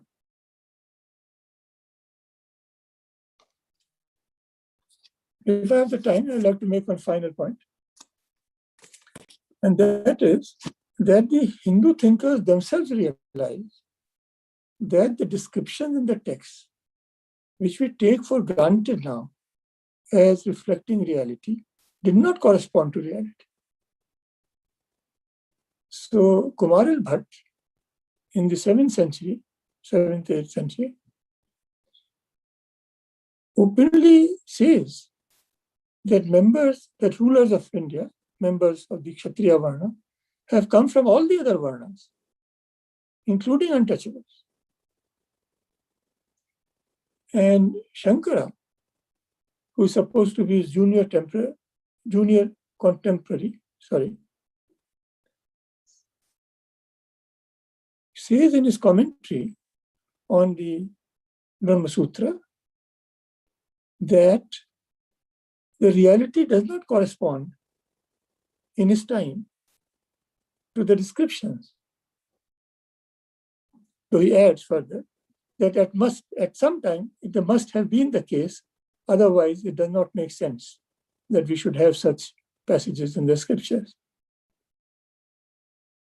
So I'd like to conclude here with the remark that we should, I think, delve deeper into the historical evidence of the field reality of the so-called caste system, then instead of being misled by an extreme focus on the text and the underlying assumption that what the texts are saying corresponded to reality. Thank you. Thank you, Dr. Sharma. I do agree with the fact that field research is important, and we'll talk about some of that today. A lot of the information that you mentioned is also critical because most people don't realize the type of research that is out there from our texts and from scholars like yourselves who have done that research. So thank you for that. Panditji, you are next. Please go ahead. Ramji, namaskar, Jai Shri Ram. Can you hear me clearly? Yes. Wonderful, wonderful. It's a pleasure to be here and a delight to speak after Dr. Arvind Ji. And my warmest regards to the remaining panelists. I'm a reluctant scholar of this caste issue. And so before I jump into a few more details, I'd just like to wind the clock back a little bit to why I got involved in this. As I say, I'm a reluctant scholar, but something happened March the 4th, 2013. Our Sanatani community was targeted by a Hindu-phobic attack, which permeated throughout the House of Lords, corrupted the understanding of the Hindu community in the House of Commons. The interfaith community was presented with this scenario that the British Hindu community was casteist and that half of it discriminated against the other half. The fire of hatred that was lit in Parliament was so bright that it reached across the country, and that's really what attracted my attention to this. I was quite shocked and surprised because we had not seen any evidence of discrimination on the basis of this thing called caste. I've been in this country 55 years, but in the last decade or so, I've been engaged very actively with the Mandirs and with the Hindu community up and down the country. And so this was not a feature of the Sanatani landscape in the United Kingdom. So why was this being done to us? That was the question that arose. Why did they hate us so much? I'm going to use fairly direct language. It became apparent that what was being directed at us was hatred.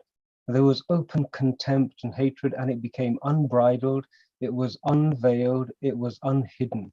The normal British language of being circumspect and benefiting from the greyness that's associated with political speak, it all disappeared. It became very direct, it became very harsh, it was extremely unpleasant.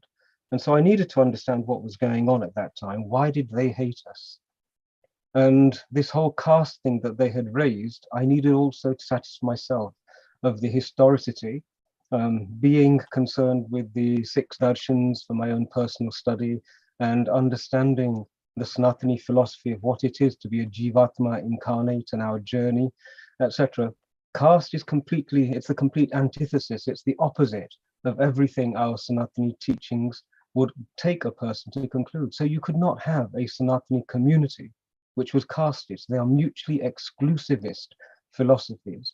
One ensnares, imprisons, diminishes a human being, and the other empowers, expands, and glorifies a human being as being Jivatma incarnate.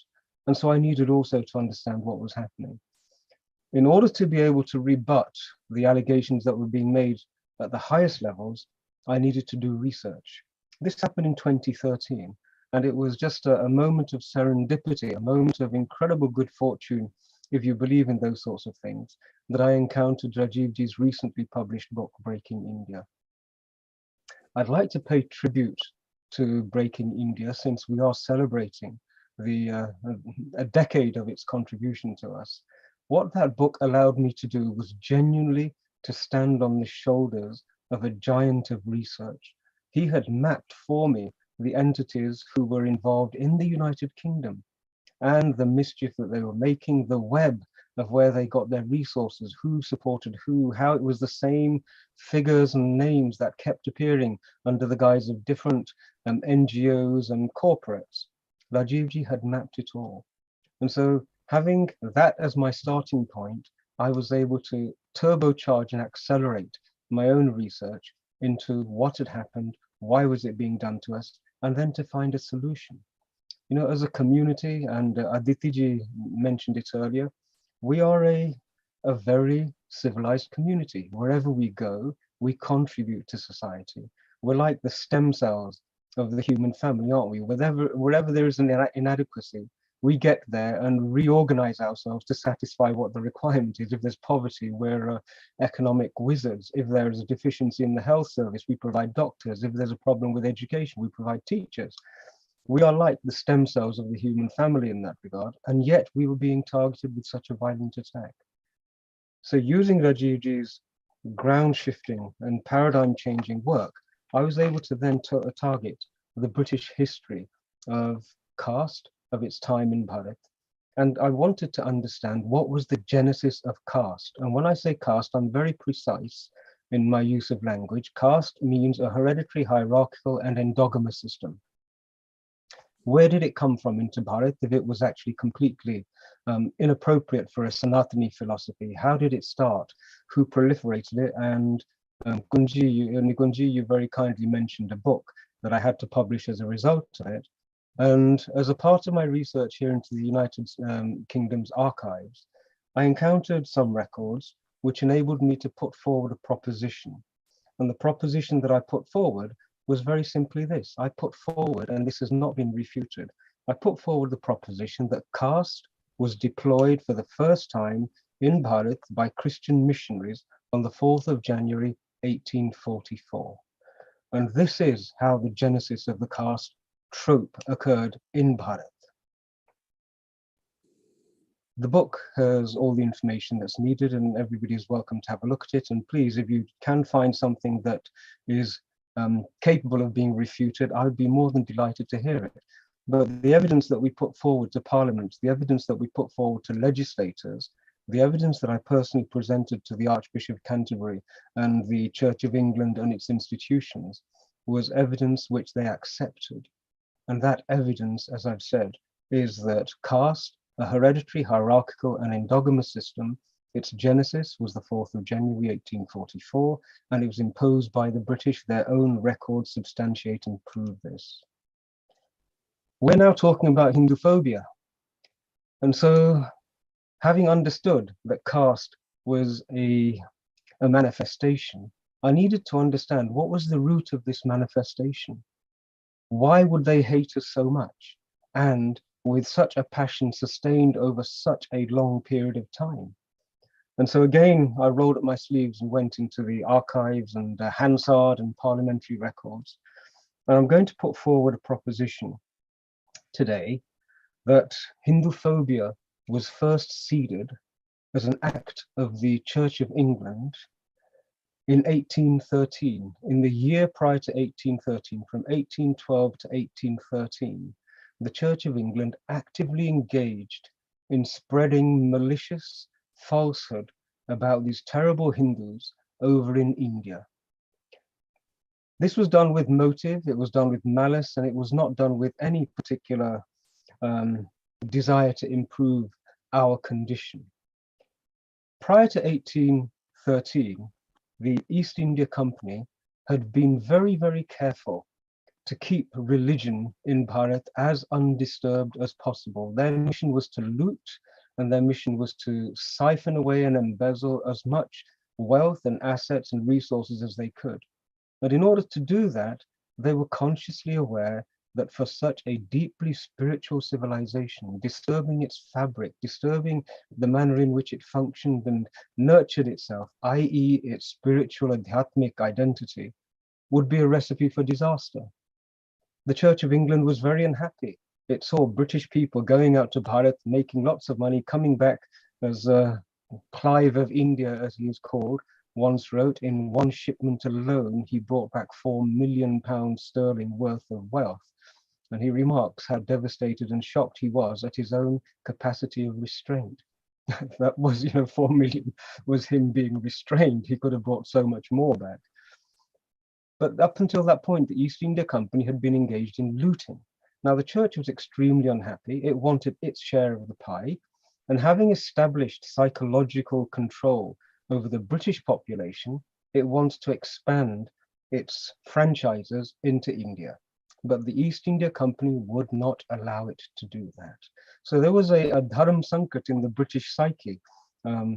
If it's possible for adharmis to have a dharam sankat, it should actually be called an adharam sankat, really, shouldn't it?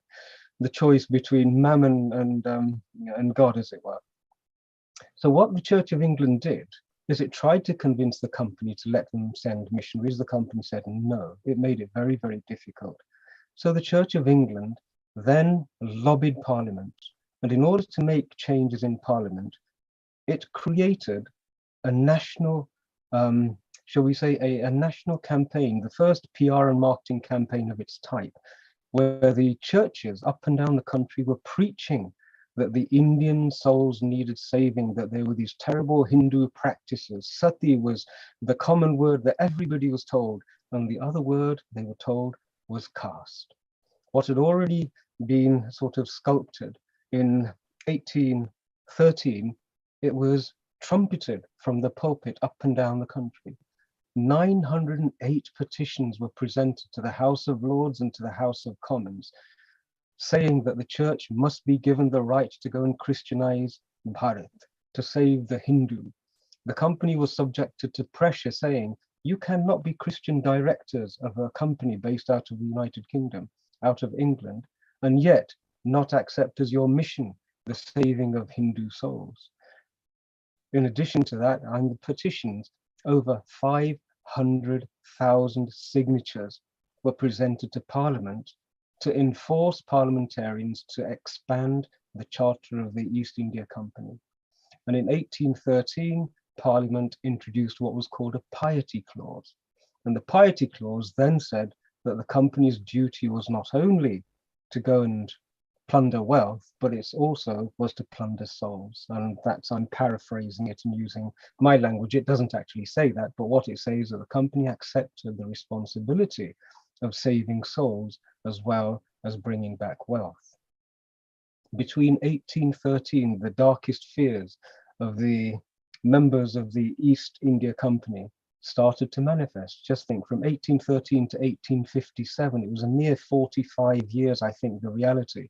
In 1857, there was the Sepoy Mutiny, and that was the culmination of the impact of missionaries denigrating, vilifying, criticizing, destroying community cohesion, actually creating friction and trying to deconstruct the fabric of the society so that they could Christianize that society. In a mere 40 years, 200 years of occupation by the British East India Company disappeared in less than half a century. And in that time period, the hatred, Hindu phobia, had been seeded.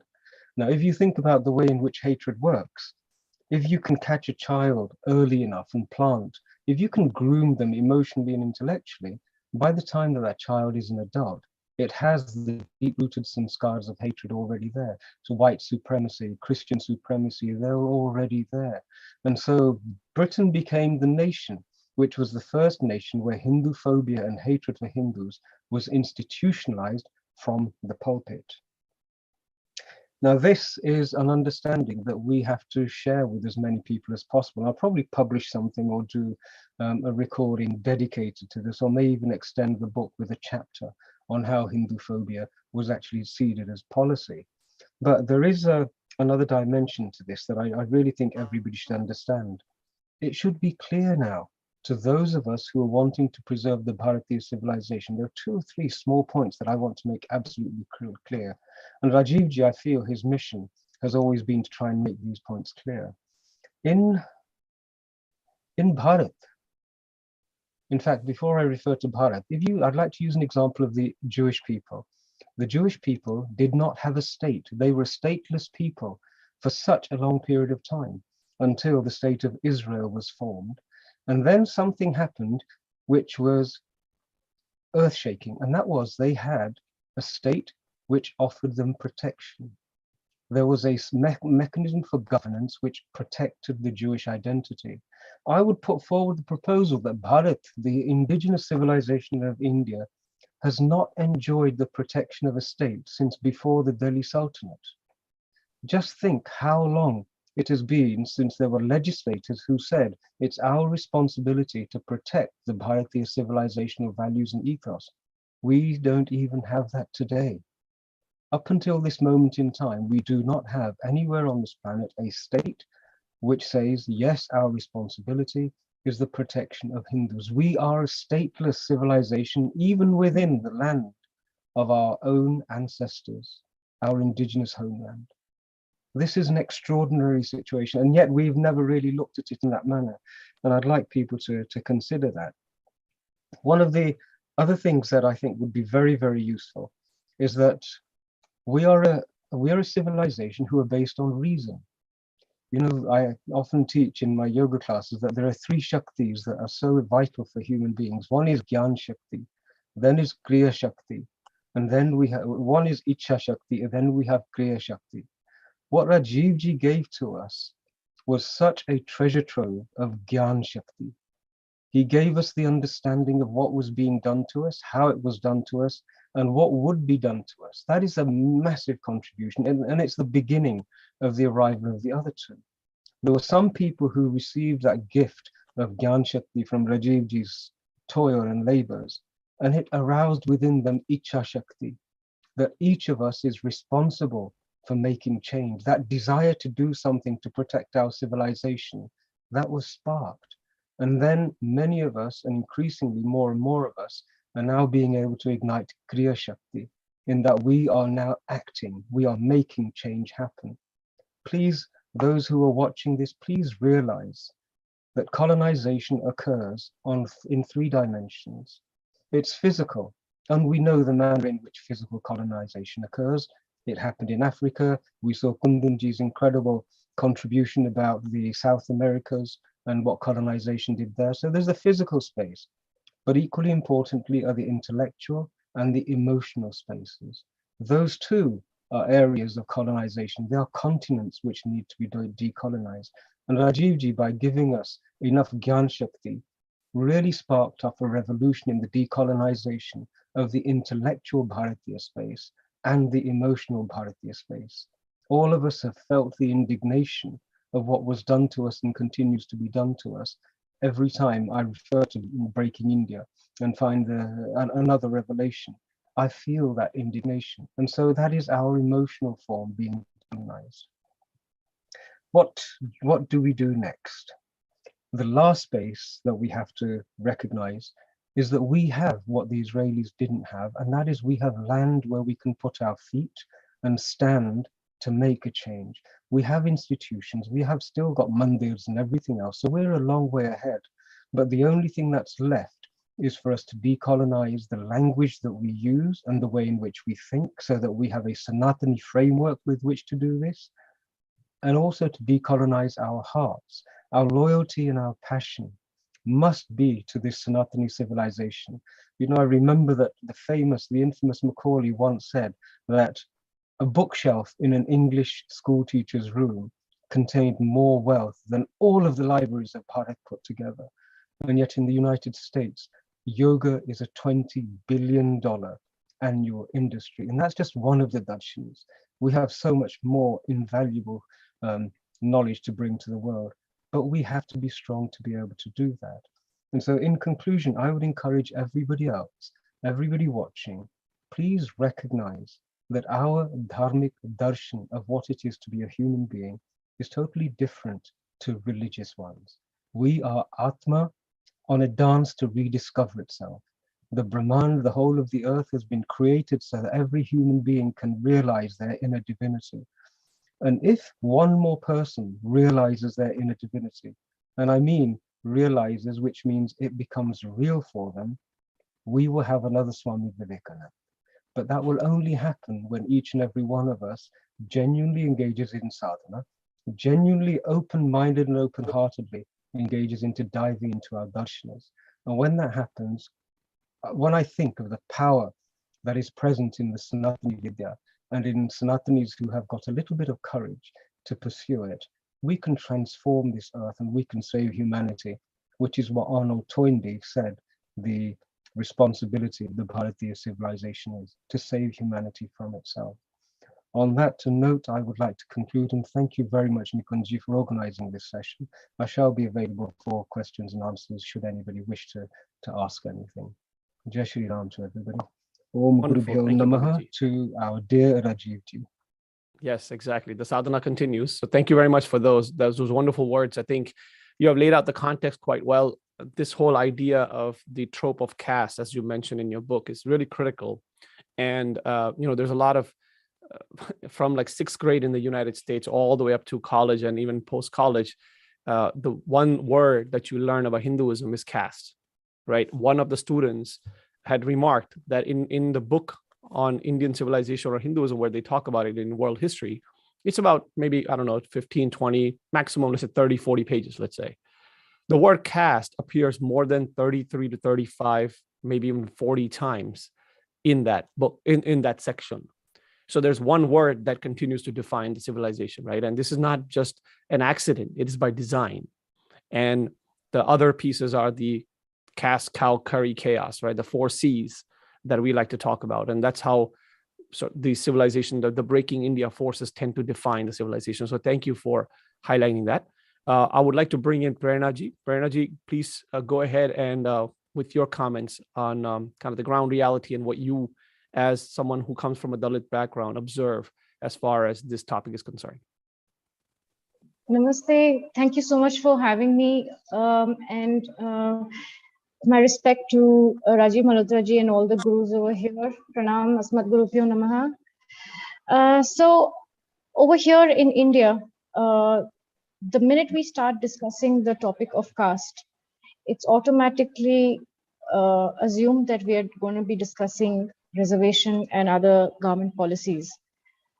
But the kind of effect that the book Breaking India has had on the academia.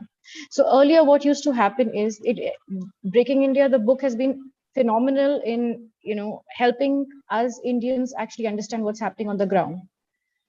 Over here in India, especially in the south of India, where I come from, there has been very rampant politicization on the ground in the name of caste. So the Dalit community basically is conned into believing that there is no caste system in Christianity or in Islam. But if you actually look at the truth over here. There are different churches for different communities, especially in the Andhra Pradesh and Telangana regions. We have different churches for different castes.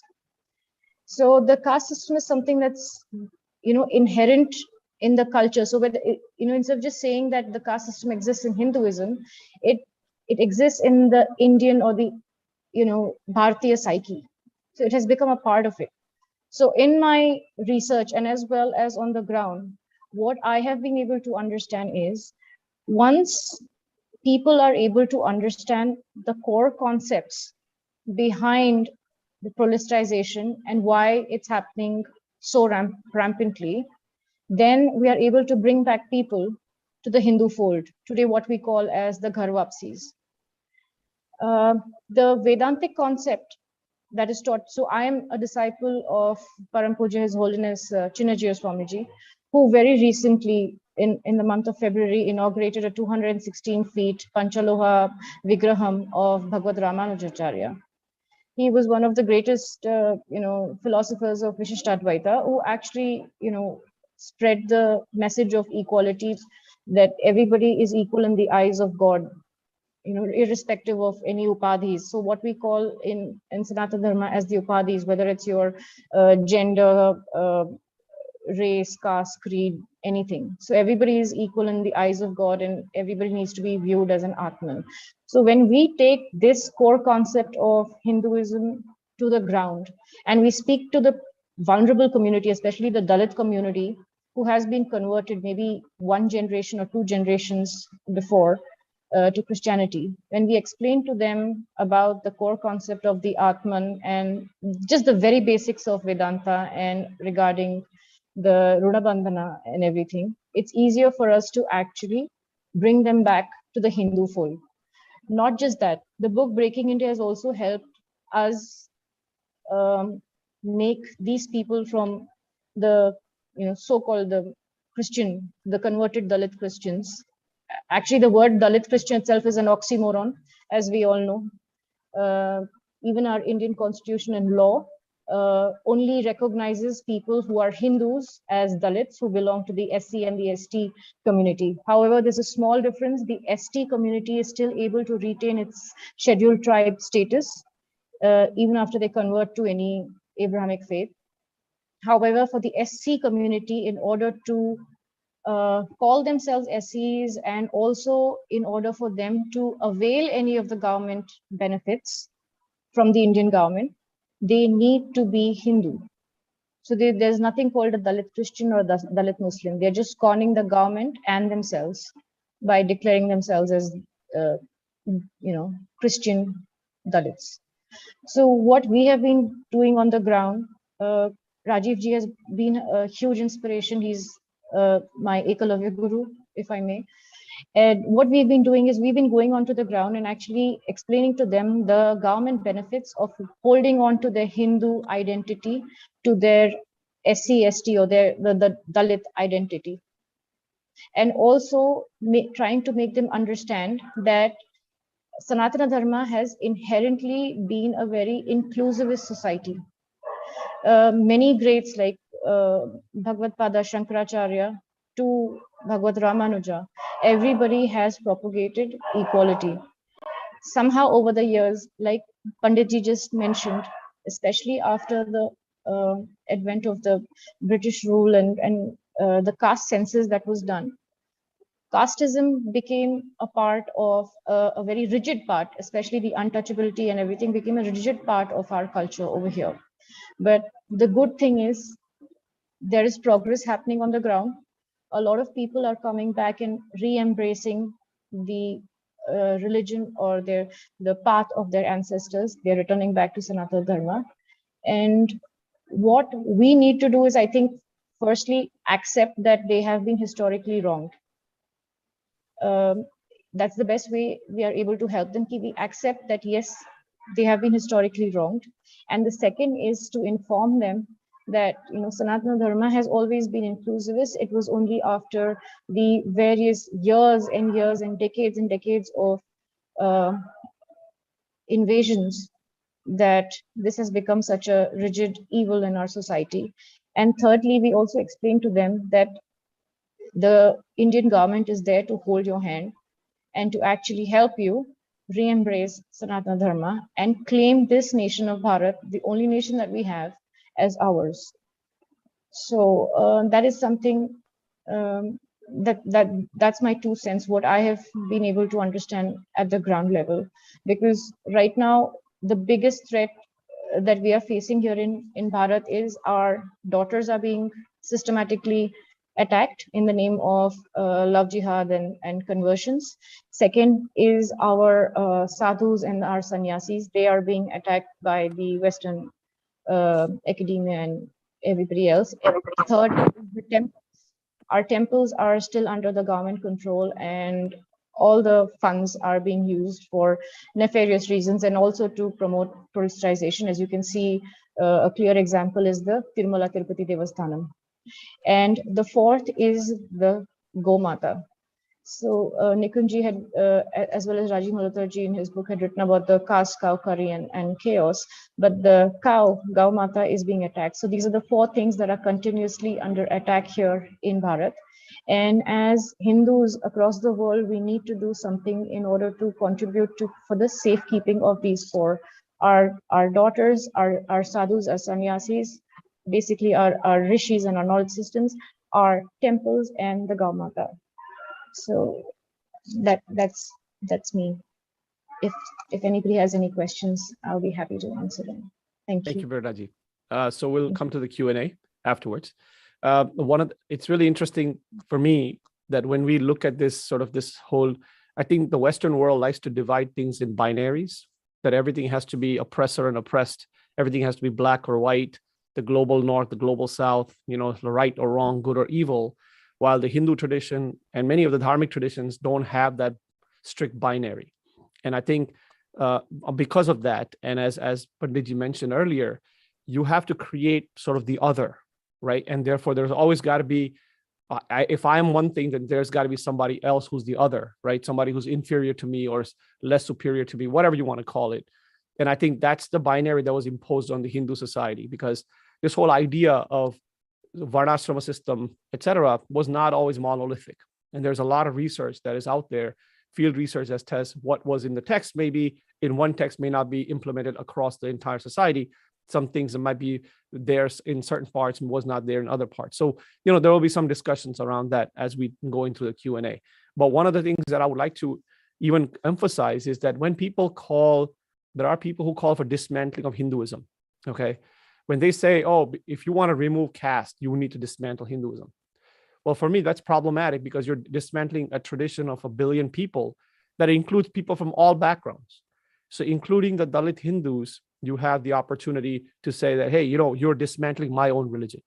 So with that, the Panditji will come to the comments a little later. I want to bring in Aldrinji, because this is a point that he mentions very well when we talk about caste and sort of Hinduism. So Aldrinji, please go ahead with your remarks. You're on mute. Still, your voice is not coming.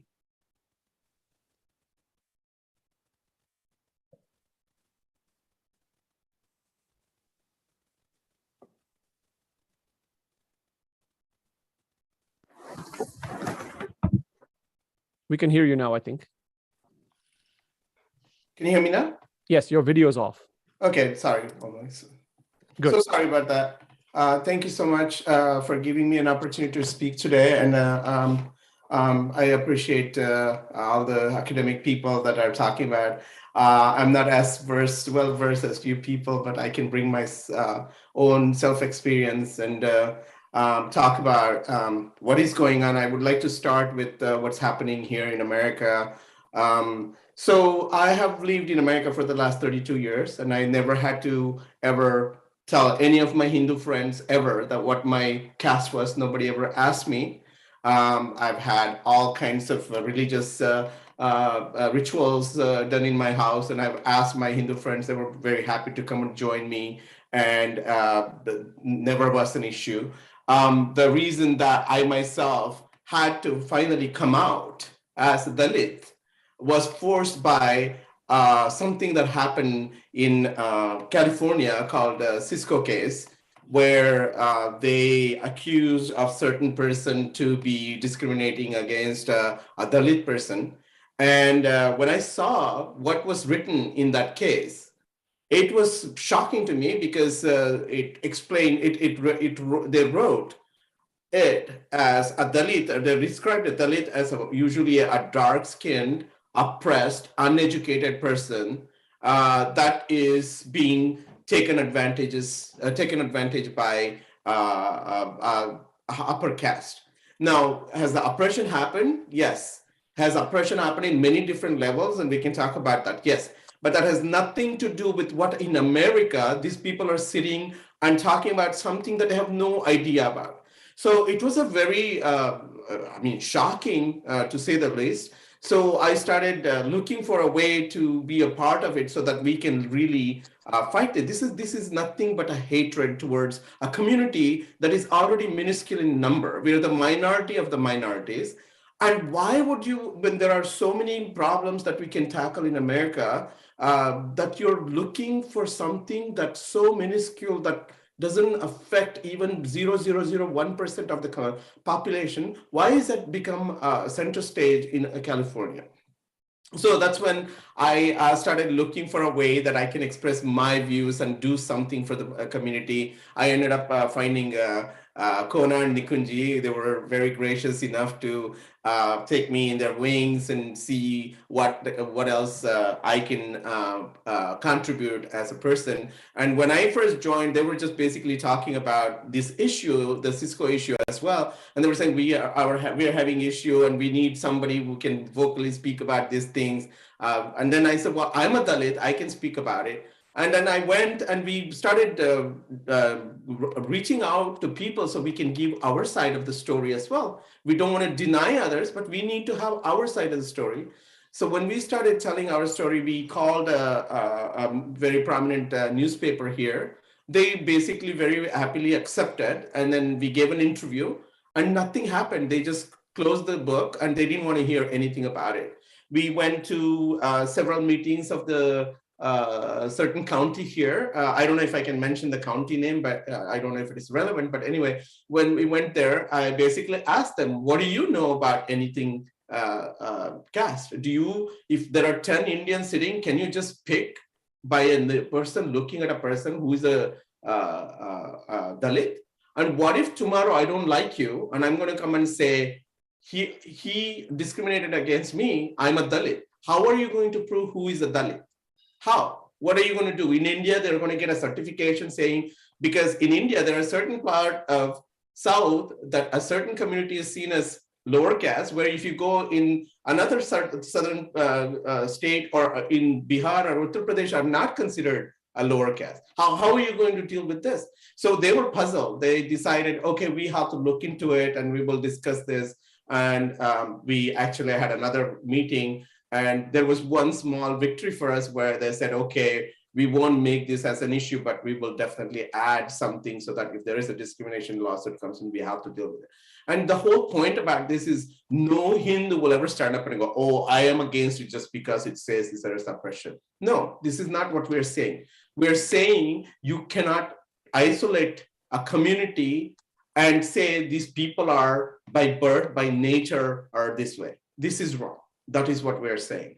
And I have been a receiver of wonderful gifts from entire community. I have been to my Hindu temple as I was myself walking away from Christianity and learning about Hinduism. I was so welcomed in our local temple, Shiva Vishnu temple in where I live in California. And they were wonderful. They never asked me what caste I was. I was included in volunteering for the temple, doing worship of the deities. I was in the front lines to doing stuff. So these kind of things that they're creating fear of the Hindu people and hatred of Hindu people without knowing them. See, you only fear people who you don't know or things you don't know. So if they're interested, they should be open to what we have to say. They cannot make decisions based on what they're thinking about a community that they have no clue about. Like what Nikunji was saying, when my son brought a book, his social studies book, I was appalled. There was basically a page of the story of India, and 4 paragraphs were about British, I mean the Mughals, 2 paragraphs about British, and the rest of whatever Hinduism that they talked about is caste, caste, caste, caste, caste. That's it. So I had to go to the school and tell them, this is not what India is about. And who is writing these books?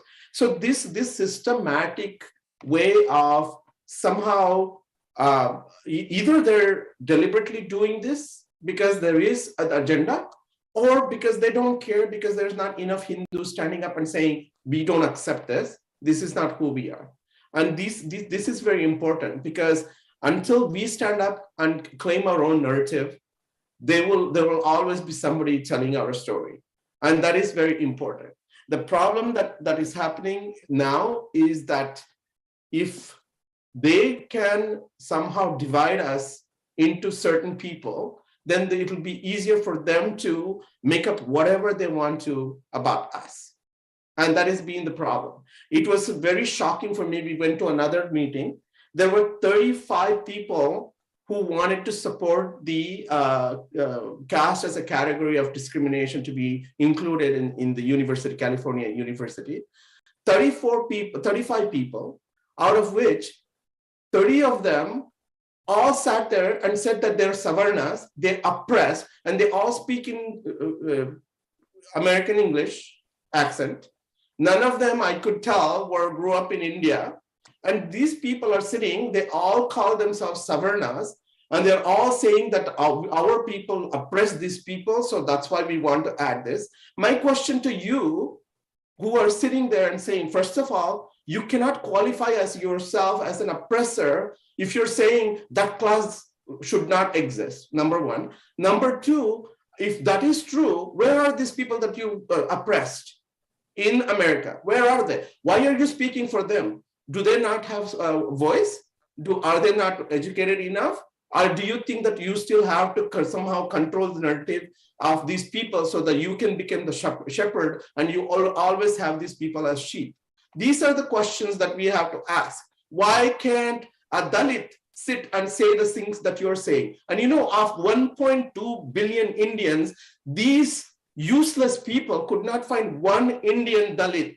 They had one so-called Nepali Dalit on their panel. And you know who else was their speaker? Adri Trushke, who self-proclaimed South Asian expert, speaking hatred, spewing hatred, saying, oh, I am a South Asian expert and I can tell you Hinduism about oppression. What do you know about it? You spend a whole day singing Sahasranama of Babur and Aurangzeb. How would you know anything about Hinduism? How do you know? So these are the problems that we've been facing. And the one thing that I would like to urge strongly, see, if you see these leftists, whoever they call, I don't like calling them leftists, but these people who claim on the other side, they're the same people who will sit on a Saturday with 10 of their friends with a glass of wine in their hand and watch Downton Abbey and sing the glory of these people doing atrocity, oppression of their own people, worse than what happened to Dalits stuck in the basement serving these people. Nobody will have any problem today. In the 2021, they will sit and talk about this, and somehow it is beautiful because they have a wine in their hand. But if they truly believe that oppression happens, they would not be sitting and watching that show.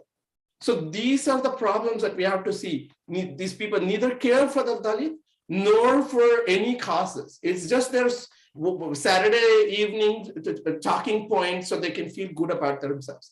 If these people wanted to come and sit and talk about what oppression has happened, if they have a problem, if their parents were that terrible, I'm sorry, then they should go and get a therapy or go to a confession in a Catholic church and confess all the problems that they have. So these are the problems that we are facing, and we have to unite and we had to fight this and take the narrative back in our Thanks for hands. giving me this opportunity. And this is why it is important for us to tell our story from our own experiences and where we are today, and take back that narrative. And we tell them who we are. We will see. I always say this one, and I will say this one and conclude. When I came to America in the beginning, even though I was raised as a Christian, my Christian family did not eat beef when I was growing up. Did not eat beef. So when I came to America, they would ask me, why you don't eat beef, why you don't eat beef? And I would give all kinds of reasons, like civilizational reason, religious reason. Nothing was important, they would accept it. You know what stopped them from asking that question? You try this. This is what we have to start doing today. Academic work is fine, but as a foot soldiers, we need to do this. If somebody ever asks you why you don't eat beef, don't answer. Tell them why you don't eat cat and dog, the same reason we don't eat beef. And that is the narrative on the street that we have to have. Do not let them question you. Do not let them put you on defensive. We have to tell them we will work on the same level. We will ask questions just like you will ask questions. If my favorite mantra is from Niti Shastra. It says, Yasyam nasti swayam prajnam. Shastram tasyam karotikim. If a person does not have self-conscious, if he doesn't understand himself, Shastras will not help him. So we need to bring ourselves, our consciousness, so that way we can explain others who we are. And I think that is important. And I just wanted to end by saying that. Thank you so much for giving me an opportunity. Powerful words indeed. Thank you. You bring it down to the activist level, to the foot soldiers level, as you said, as a practicing Hindu who's proud of his heritage. So Aldrinji, every time you speak, I learn a lot of new things. So thank you for sharing that mantra as well. Really appreciate that. So we have a whole lot of questions. So we have time is short, so we're going to make it quick. First question was for Dr. Sharma. If you can unmute yourself when you're answering, what was the name of the book that you had talked about? I think about the Shudras, you were discussing something. So somebody had a question about a book that you had referred to. Well, I refer to two texts.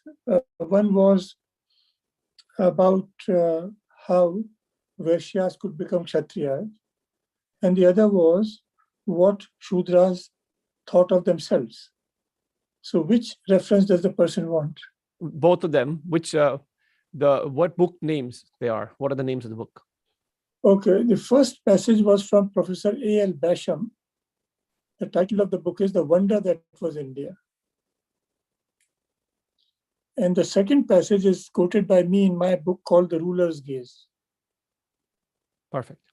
Thank you for that. The next question was, and this could be for both you and Panditji, about Brahmanism. Why people people always say Brahmanism versus Hinduism, things like that. So what do you respond to that? And I have some of the research that I've done actually points out to this idea of Brahmanism by Monier Williams. But I would like Dr. Sharma first and then Panditji to respond to that. Okay, my answer to that is that there is a Brahmanical Hinduism, but Hinduism is not Brahmanical. Just as there is a jihadi Islam, but Islam is not jihadism. There is an imperialistic Christianity, but Christianity is not imperialistic. That is to say, a certain interpretation can be given to the teachings of a tradition. Then you can have a Brahmanical Hinduism, you can have jihadi Islam, you can have imperialistic Christianity. But if you look at the tradition as a whole, then you cannot characterize it in those terms. You can't use a part to describe the whole. So there is some truth to this statement, that there are Brahmanical elements in Hinduism, there are jihadist elements in Islam, there are imperialist elements in Christianity. But the moment you say Hinduism is Brahmanical, Islam is jihadism, Christianity is imperialistic, you depart from the facts. Great. Thank you. Panditji, your thoughts? Yeah, I'd just like to pick up on one aspect of what Dr. Sharmaji just said there, and that was the building and the creation of an equivalence of using two negative aspects of Islam and Christianity and creating an equivalence with something called Brahminical practices. It automatically creates the equivalence that is a negative and detrimental, equally unpleasant aspect of Sanatana Dharma, which is a proposition that is very suspect and I would refute.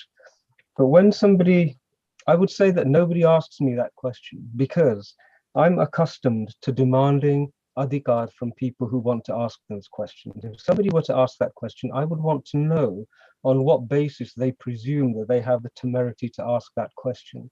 You know, we live in a world where there is a conflict of interest. The concept of conflicts of interest means that if you have a conflict of interest, then you have to recuse yourself from any debate because you have a desired outcome, and that prevents you from engaging in a frank, free, and genuinely open in exchange.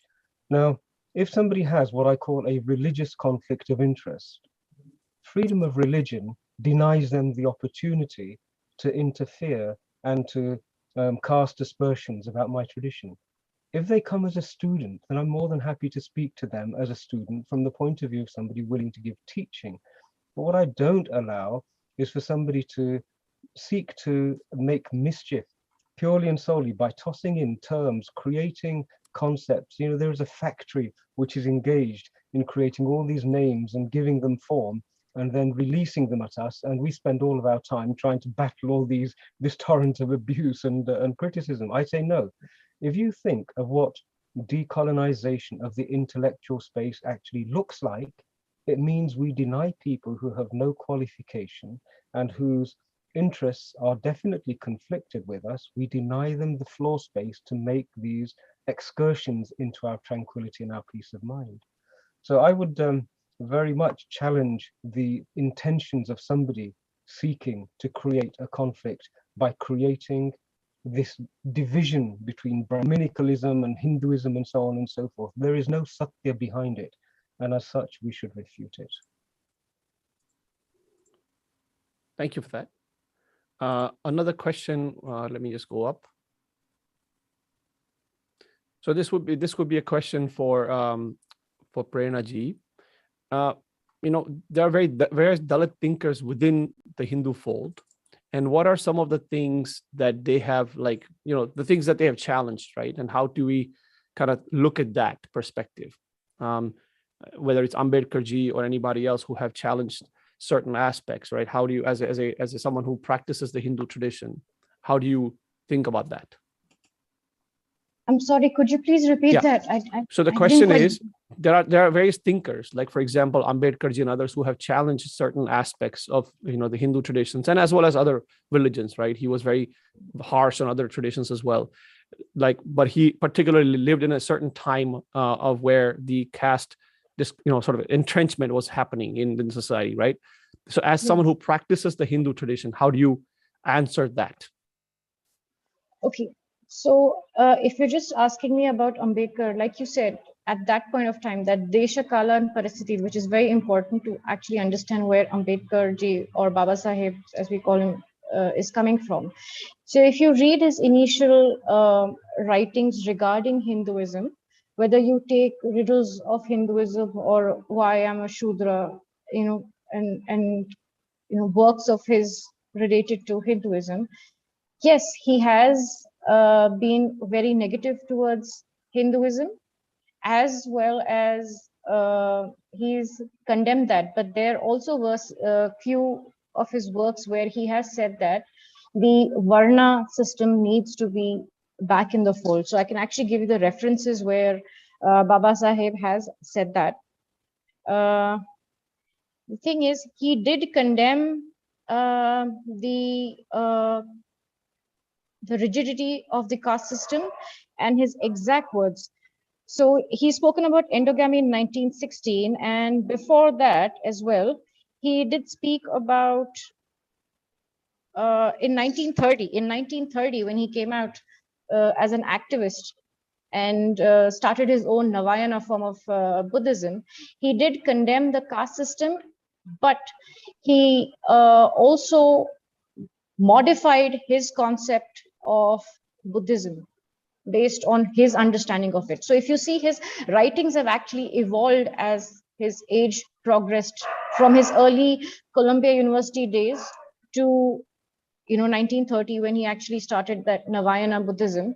His concept about caste and dharma as well had evolved. That is my understanding of it, and I'm quoting his work. In fact, Yes, if I could just contribute, I think it was Annihilation of Caste. In Annihilation of Caste, he actually states that the Varna system, as expounded to him by Swami Dayanandji, makes eminent good sense. So he acknowledged that there were things that he was learning as his journey progressed. And please, there have been so many people who want to remove caste, and it's something that has to be removed. The process we need, the journey we need to go on, is to dissolve caste consciousness, because then we would be in a pre-colonial position.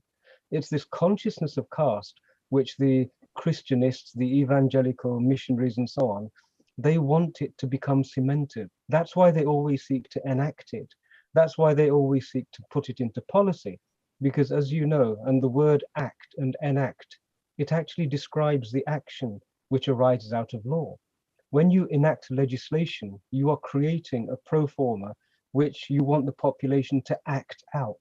That's why the legislative documents are called acts. You are actually creating a framework for society to follow. And if they put caste in as policy, in as law, they create the framework like they did in Bali, which will then encourage, require, and demand people to follow. Which is why our mission is to dissolve caste consciousness. Baba Sahib Ambedkar's mission was to dissolve caste consciousness. So many Swamis have always said, we have to get rid of caste consciousness. What we don't do is throw out the baby with the bathwater, which is get rid of Hinduism, call it Hindutva, and toss the baby out with the bathwater, which is what they would love to happen. Yeah, absolutely. No, that's great. We can go on for a while. There are a lot of questions, but we're running short because we have two more sessions. One is about the Dismantling Global Hindutva, the analysis on that, the conference. One second, Arvindji. And then second thing is we're going to have a closing remark from Dr. Rajiv, Sri Rajiv Malhotra ji as well. So we still have two sessions. Arvindji, go ahead. Last comment from you. I want to make a point before we get off the topic. There is a difference between something being prevalent and something being essential. There are two issues here. Is caste a prevalent feature of Hinduism? Is caste an essential feature of Hinduism? To give you an example, America is made up of people who came from Europe. Almost all of them have some connection with the Christian denomination which prevailed in their country. So every person in America has an affiliation with a Christian denomination. So Christian denominational identity is pervasive in America, right? But is it essential to being an American? Something can be pervasive without being essential.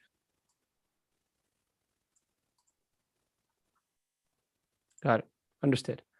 And one of the things that as we conclude the panel, one of the things that I have personally learned is this, the idea, right? These categories, Brahmanism, caste, these categories are not native, right? There is no word Brahmanism in the Hindu tradition. So there is no, of course, there's no Hinduism as well as a word. But one of the things that I learned from Monier Williams, and in fact, I'm writing a small booklet on this because it's not an academic writing, it's just an activist writing. But in Monier Williams was one of the first people to popularize the word Hinduism. Okay. And he was a very senior person in the, to scholarly and things like that. But one of the things that he had a book called Hinduism and Brahmanism. In that book, for me, according to my research, was one of the biggest genesis of this binary of Hinduism and Brahmanism, where he actually defines three religions, Vedism, Brahmanism, and then finally Hinduism. So Vedism being the original, most pure religion of the Aryans, the Brahmanism being the sort of the next level where it starts to get a little corrupt, where sacrifice comes in, where castes come in, and finally Hinduism being full of superstitions, interesting irrational belief system, and encompassing castes and all the modern social issues. So he clearly delineates those three. And this is how the Western understanding in Indology departments even today is prevalent, right? So this is something that is coming up in my booklet, which I plan to publish hopefully soon. This is something very important because I've been very confused myself with this idea of Brahmanism and Hinduism. So when I was doing that research, these false binaries have been created to create sort of friction and division within the society. And to say, hey, there's such a thing as this Brahmanism, which is, hey, by the way, connected to Aryanism, which was the pure religion that then got corrupted. So there's a lot here. We can continue on, but I want to thank all the panelists for joining us today. We can continue to have these conversations as we go forward. Once again, appreciate all. And we will do some follow-ups, potentially additional panels around this topic. So want to thank everybody. Namaskar. And with that, I would like to bring in Richa-ji. So Richa-ji, we're going to discuss our survey results, the sentiment analysis that we will start to do. Let me just remove all the, and if, Om Guru Bhyo Namaha. And thank you, everybody. Namaskar.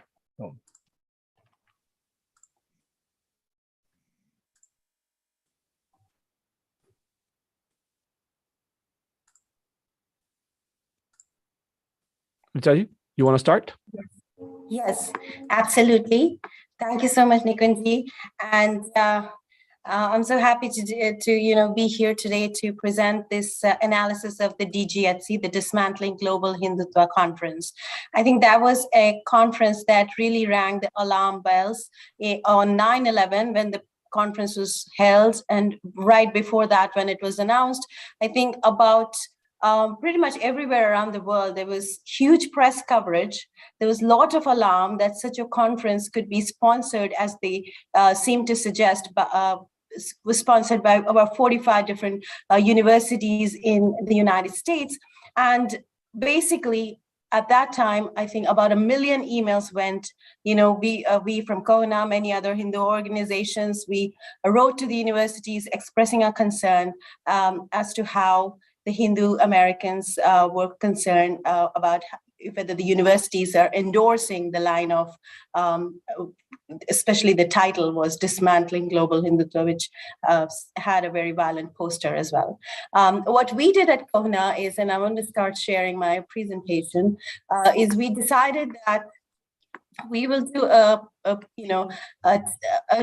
sentiment analysis, which is actually a way of creating a non-partisan and a very objective sort of look at what was spoken at the conference, because we did not want to bring our own lens of any sort of subjectivity into the analysis of this conference and what was spoken there. And while I was doing this analysis, I guess I'm going to talk about... Richa-ji, my apologies. Yes? Can you make that full screen on your end? Yes, will do. Right. Okay, it's good. So, perfect. Good. So, I'm going to talk about it in 3 parts here, and 3 small parts. One is the sentiment analysis, and the second is sort of a case study, how DGHC is actually a case study. And I just chanced upon this when I started to look at the data that came out and the text that came out, that this is actually a classic case study of breaking India, the book that we are sort of commemorating today, a decade later. And also how these breaking India forces actually see Hindutva as an assimilative force in India. So these are the 3 parts of my analysis. I want to start with the text analysis. And CoHNA actually went to a company, a text analysis company, to get this work done. And what this basically does is it uses NLP, or the natural language processing software, uses an intersection of computer science, artificial intelligence, and linguistics to create a sentiment analysis. What sentiment analysis does is classifies the text that you input in it into positive, neutral, and negative categories, and it also identifies all of the entities and themes that run through the whole text. And the software analyzed 400 pages, nearly 100,000 words, and about 1,500 rows of text. We wanted to look at the claims that the dismantlinghinduism.com website makes, and their claim, as they did during the conference, was that this is an academic endeavor. Secondly, that Hindutva and Hinduism are two different things, which we were contesting at that point, saying that, Hindutva is a Sanskrit term, Hinduism is a slightly colonial and foreign term for Hindus. And so how can you, basically say they are not equal? And and also the fact that they refuse to recognize that this is Hinduphobia, where actually on day 3, panel 3, if you see, they have Islamophobia versus Hindutva as one of the topics. So they do recognize Islamophobia, but we're dismissing Hinduphobia, which I think in itself is quite Hinduphobic, right? And what I did was I want to quickly go through 4 or 5 slides of the data analysis and then move on to the case study bit of it. And what we found is that over the 3 days, the 9 sessions actually discussed the top 5 issues that came out were politics, caste, academic discussions, and women's issues and Hindu customs. And I'm not going to run through the numbers here because there is this component of others in this data or in this text input, because others actually includes a lot of chatter, like introductions, like maybe thank yous and all of that. So we took that out, and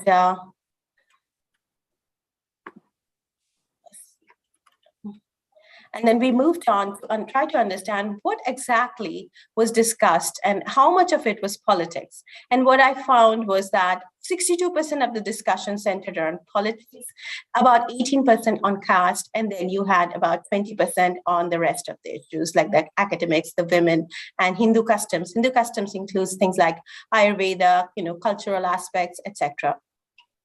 And so 80% of the discussion centered around politics and caste, which actually we really said right up front that this looks like a partisan political meeting. And that's exactly what it turned out, that's exactly what the NLP analysis turned out for us. And then when we look at the tone of the entire discussion, the sentiment analysis showed us that there was a significant amount of negative discussion there. The words, the context, the tenor, and the tone were significantly negative. Only 25%, a quarter of it was some positive notes, 29% was neutral, and 47% was negative. So a lot of negativity, and negative talk during the discussion. Where was it centered?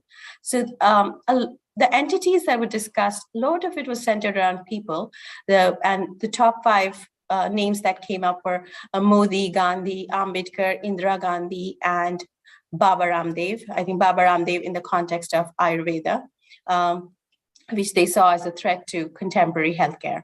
So other topics that were discussed were religion, political parties, organizations, and various topics. And I think those pretty much constituted most of the discussion. And in the political parties, the 2 that were most mentioned were BJP and Congress and their alliances. Now, this is a dendrogram, or a sort of a cluster analysis, which creates a hierarchical tree-like structure.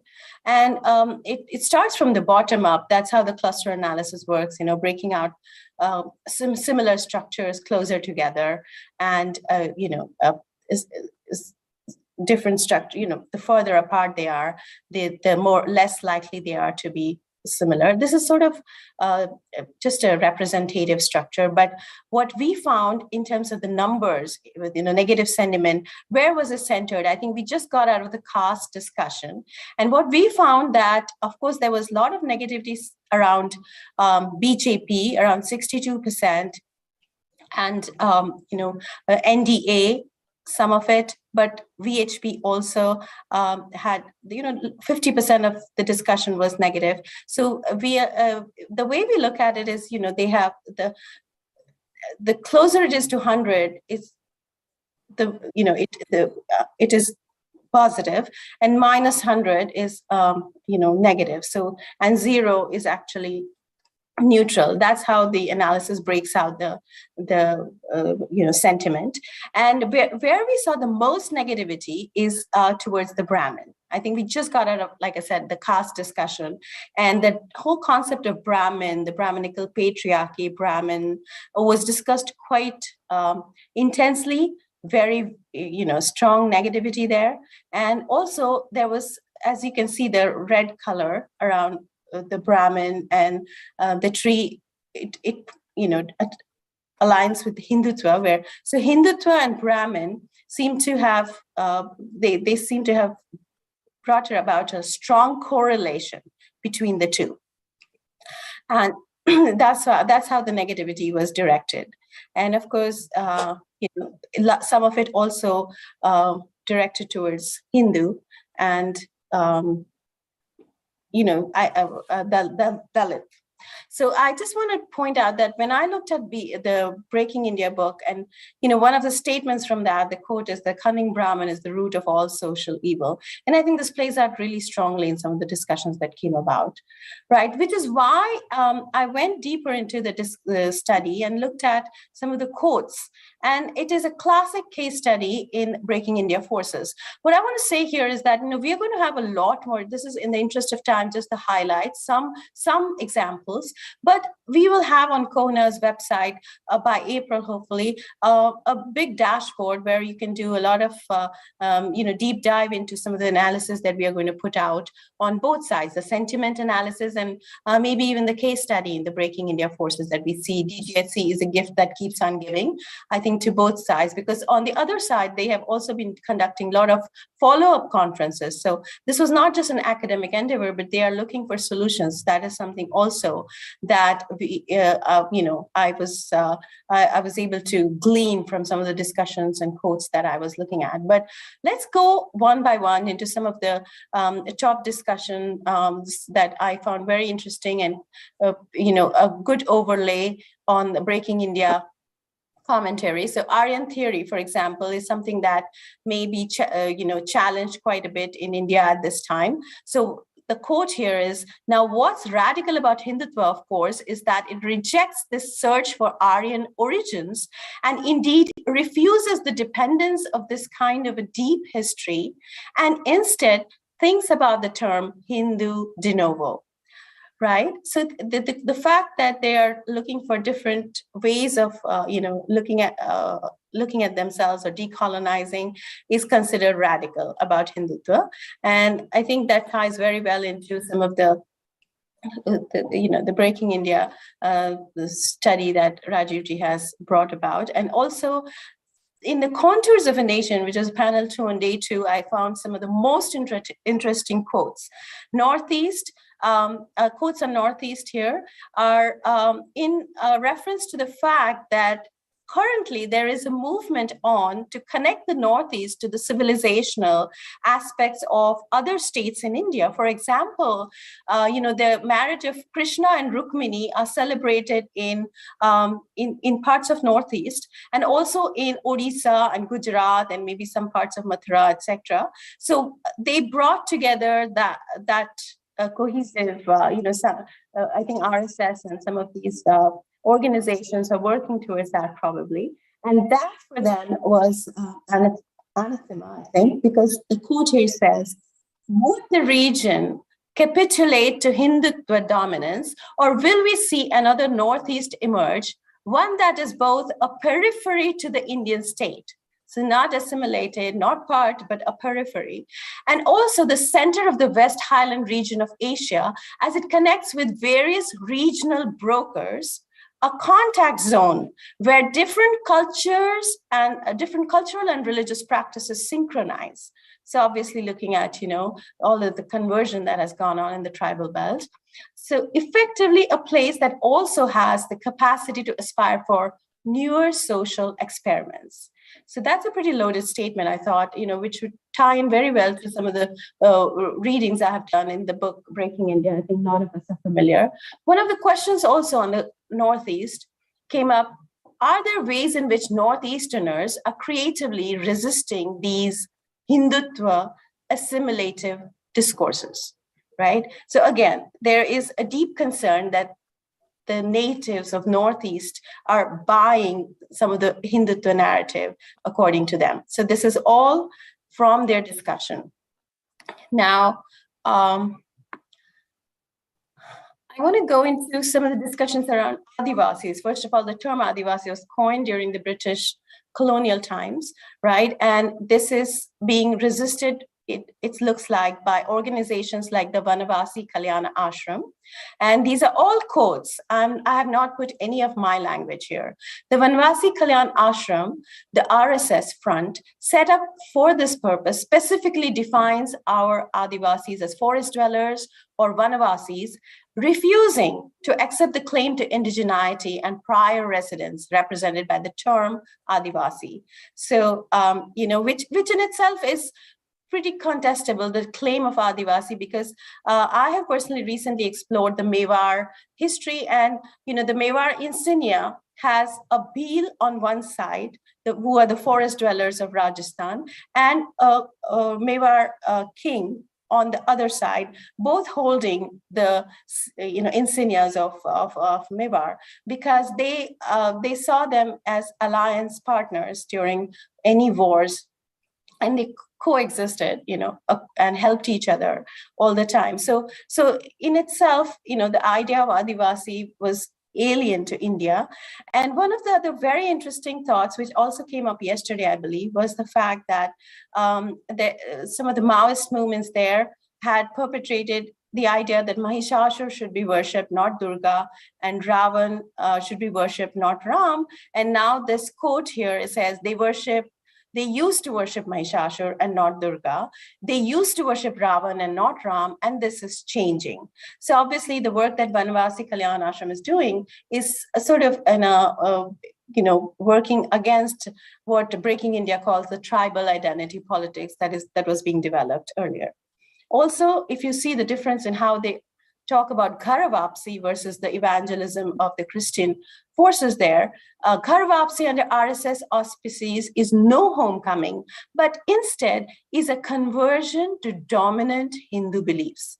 Whereas American evangelical Christianity, such as the Joshua Project, seeking to make inroads in our Adivasi area. So these were like pretty telling statements, they pretty much tell all. There is no longer covert work going on, but it looks like it's out there in the open. Also, it looks like there is some slogan, that is being talked about in schools, Hindi, Hindu, Hindustan, and that is being, challenged by these people. And the quote here is an Adivasi friend recently told me when we were discussing schooling that instead of the slogan Hindi, Hindu, Hindustan, his group slogan was English, Indigenous India, where English, it's ironical, it's a foreign language, right? So some of these, ideas in themselves are pretty interesting to look at, just the fact that, sorry, I had trouble. Okay, moving the slides. And I think this is the other one where I'm talking about some of the follow-up discussions that happened recently. I think there was a discussion at Oxford, a follow-up, DGSC follow-up, which talked about having a caste census in India. After a long time, a caste census have pretty much been abolished in India after independence. And as Pandit Satish Sharma ji just pointed out, that to perpetrate caste is one of the agenda, and that pretty much comes out in this discussion. Because first of all, politics, I want to quote here, the politics of census, where animism is recognized as Hinduism. So there is a growing demand among our diversity communities to have a separate code in the census to recognize our Adivasi religions. So again, trying to create another fault line out there where most of us know that Hinduism includes a lot of nature worship and animism, but they're trying to deny that, and then asking for a follow-up session on conducting a caste census in the recent meeting. Another question that was asked, would a transnational political alliance help the Adivasi combat pretty much Hindutva? That's what they're saying. So a transnational political alliance would actually mean looking at indigenous cultures across the world, having foreign interference largely. So I think this is my last two slides, and then I can take up any questions. But this is pretty interesting because I think we discussed that again earlier in the academic Hinduphobia, where post-colonial discourse is a pretty positive and liberal term. But here, the quote is, Hindutva stretches decoloniality like a jelly, calling it appropriation. Post-colonial discourse has been appropriated by Hindutva, right? So again, denying us the right to speak for ourselves is a key aspect of the entire academic Hinduphobia. And of course, this is the everything in the kitchen sink sort of quote. Hindutva is anti-minority, casteist, anti-Dalit, misogynistic, Hindu majoritarian, nationalist, and nationalism. There are two fundamental inequalities built into the system, into its philosophy and its daily practice: the oppression of caste and the oppression of women. And if you think it includes everything, not homophobia, they had another quote on that, which I haven't included here. But basically, they are, throwing everything at Hindutva as if it's a negative force in India. So, my last quote is actually about I think it's pretty much well known. DGHC, it summarizes what DGHC is all about. Are the panelists saying that caste system is inseparable from Hinduism? And if that's the case, why not dismantle Hinduism and not just Hindutva? And the panelist answers that yes, caste identities are deeply embedded within Hinduism. And while Muslims and Christians have that, but they are reformative, whereas Hinduism and casteism are inseparable. So, I think I'm just quoting here from Breaking India that social inequalities are seen as embedded within Hinduism. So I think I want to end there with this quote that defines what the DGHC conference was all about, and also the fact that all of the claims that they made that this is an academic endeavor, it is not really, because first of all, Hindu Americans were not really included in this discussion. It was a one-sided discussion. It was a political discussion, as we saw. And, secondly, they refused to address any of our concerns on Hinduphobia, refused to, acknowledge it. And then the fact that Hindutva and Hinduism are two different things, I think what we found that, there were a lot of layers and negativity that was perpetrated throughout on Brahmins, on Hindus, on various other aspects. And it was a classic case study on how they see Hindutva as a threat because they see it as an assimilative force. To me, that was a revelation, because a lot of us do not really either know of the term Hindutva very well. And at least for me, it was sort of a study in both, breaking India as a case study, as well as understanding the assimilative aspects as they see it of Hindutva. I want to end there and take any questions. Thank you. Thank you, Richaji. If you can minimize your screen. I don't think we have enough information, time for questions, because I would like to welcome Rajiv Ji for the concluding thoughts. But what we will be doing, as you said, we're going to have multiple sessions going forward about this analysis and stuff. So really appreciate your time. And I wanted to bring in Rajiv Ji. Let me just make sure. Let me highlight. I'm here. Yep. There we go. Yeah. Perfect. I'm just going to make you okay. come 1 second. Is the light and everything? Yep. 1 second. Let me just, people can turn off their videos, please, so that Rajiv Ji is highlighted. And, I'll just reduce the light. Yep.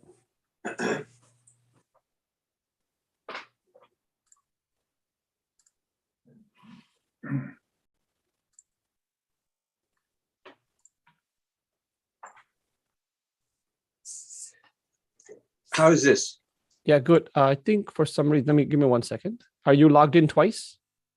No, I'm logged in once. Okay, let me try something. from my iPhone. That's it. Okay, try to start your video again now. Start your video. Okay. All right. Can you see me? Yep. Okay. Is it good? Yeah, it's good. So thank you, Rajiv, so we had a very, very, enlightening panel on caste earlier. We just did an analysis how the Dismantling Global Hindutva Conference was a textbook case study of the breaking India forces, how they aligned to create this anti-Hindu, anti-India sentiment. And then earlier we talked about academic Hindu phobia, where there were discussions about how the academic world essentially peddles these, outdated theories about caste, about Aryans, about India, using certain research and biased research. So we're now here at the concluding thoughts of where we go from here. What are your observations for the, as far as breaking India forces are concerned? What are the things that you are urging the community to do? And where do we go from here? Your forward-looking thoughts, please. Thank you. Well, first of all, I want to thank all the attendees.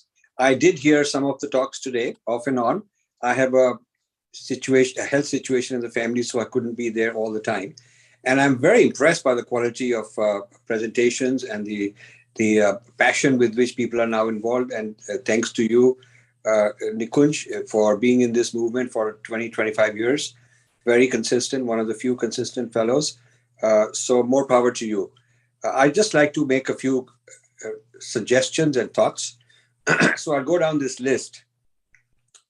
First of all, I want to say that being a US organization, being a North American organization with worldwide influence, positions you to do things that are best done from outside India. And whereas a lot of things people can do from India. Yesterday, I mentioned how the book Breaking India could not have been done sitting in India because it's a global nexus. You have to go and get all kinds of freedom of information stuff from various people in various countries. You have to attend their conferences, send your spies to, infiltrate and get stuff from there. All that you have to do. And you cannot do sitting in India online, doing cut and paste and so on. So people in India need to respect this. Now, some of the people in India have been very cynical about this, saying, what do these guys know? What can they, why is it relevant to worry about the rest of the world? So let me give you a list. The Aryan invasion theory started outside India. So that's the first thing you should know, that the problem started outside India. There was nobody like us monitoring it at that time until it was too late. Casta is a foreign term. It started in Portugal. By the way, before the Portuguese brought it into India, they brought it into, went to Latin America, Brazil and various places in South America and in Africa. They started colonizing those countries and finding their cultures and their communities to be like casta, and started using the term over there. And then the term got used in India. And then the British turned it into caste and made a very official thing out of it. So the whole origin is foreign. You have to understand that if you ignore what is going on overseas and discredit people like us who are trying to monitor the origin of these new movements from outside India, you're actually going to become blind.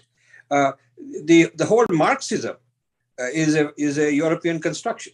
So, if you had people in Europe monitoring it and giving response to it, you could have actually countered it or anticipated it. The missionaries are bringing in essentially a product of the, non-Indian overseas, from starting in the Middle East and then incubating in Europe. There is that kind of an ideology that they brought in. Similarly, Islam is from overseas. Even Ambedkar, Ambedkar comes to Columbia University to do his PhD under a very, very famous John Dewey, one of the most famous philosophers in the United States ever. He does his PhD there. He's very influenced, and he comes back very transformed. So you see the role of ideas born, nurtured, projected from overseas is really what this whole, what India is facing. So it's this myopia that we don't worry about what's going on elsewhere. We only mind our own business. We are so great, nothing will bother us. That has been a problem. You have to go outside your boundaries. You have to travel across the oceans. You have to send your bright people and understand what's going on and bring it back. So this is something that CoHNA should do as a North American-based organization, and keep educating people in India that we are doing something they cannot do. What they are doing is very important. What we are doing is very important, and we should respect each other.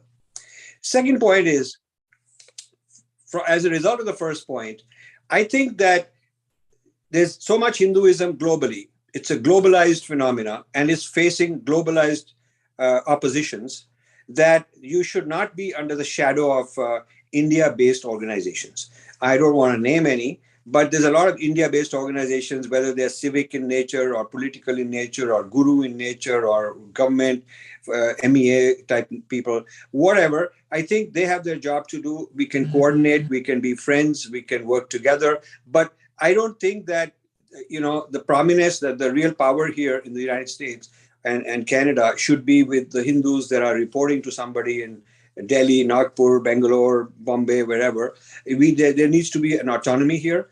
Hinduism is a global thing, and not all the Hindus are necessarily Indian. I mean, why should they be? If we say that this is a universal truth, then it applies to whites and blacks and Chinese and Caribbean people and Europeans. It applies to all of them. So it should be projected as a global religion and not be under the shadows of institutions based in India. Although I do respect our sacred land is there, our rivers, our mountains, the geography, the sacred geography is there, and it's a privilege to have birth there. All that is absolutely fantastic and absolutely true. But at the same time, there is enough critical mass now here in these countries that we need to be autonomous on our own. So that's another point I want to make. Third point is, one of the biggest challenges facing the Hindu movement is psychological strength, lack of psychological strength.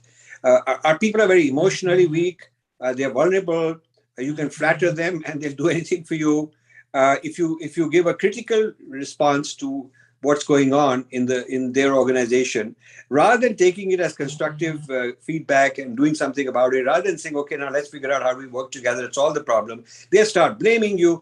Like this morning, I put out a tweet saying that, India was in love with the Quad and every time I said we have problems, they would say, oh, yeah, we got the Quad.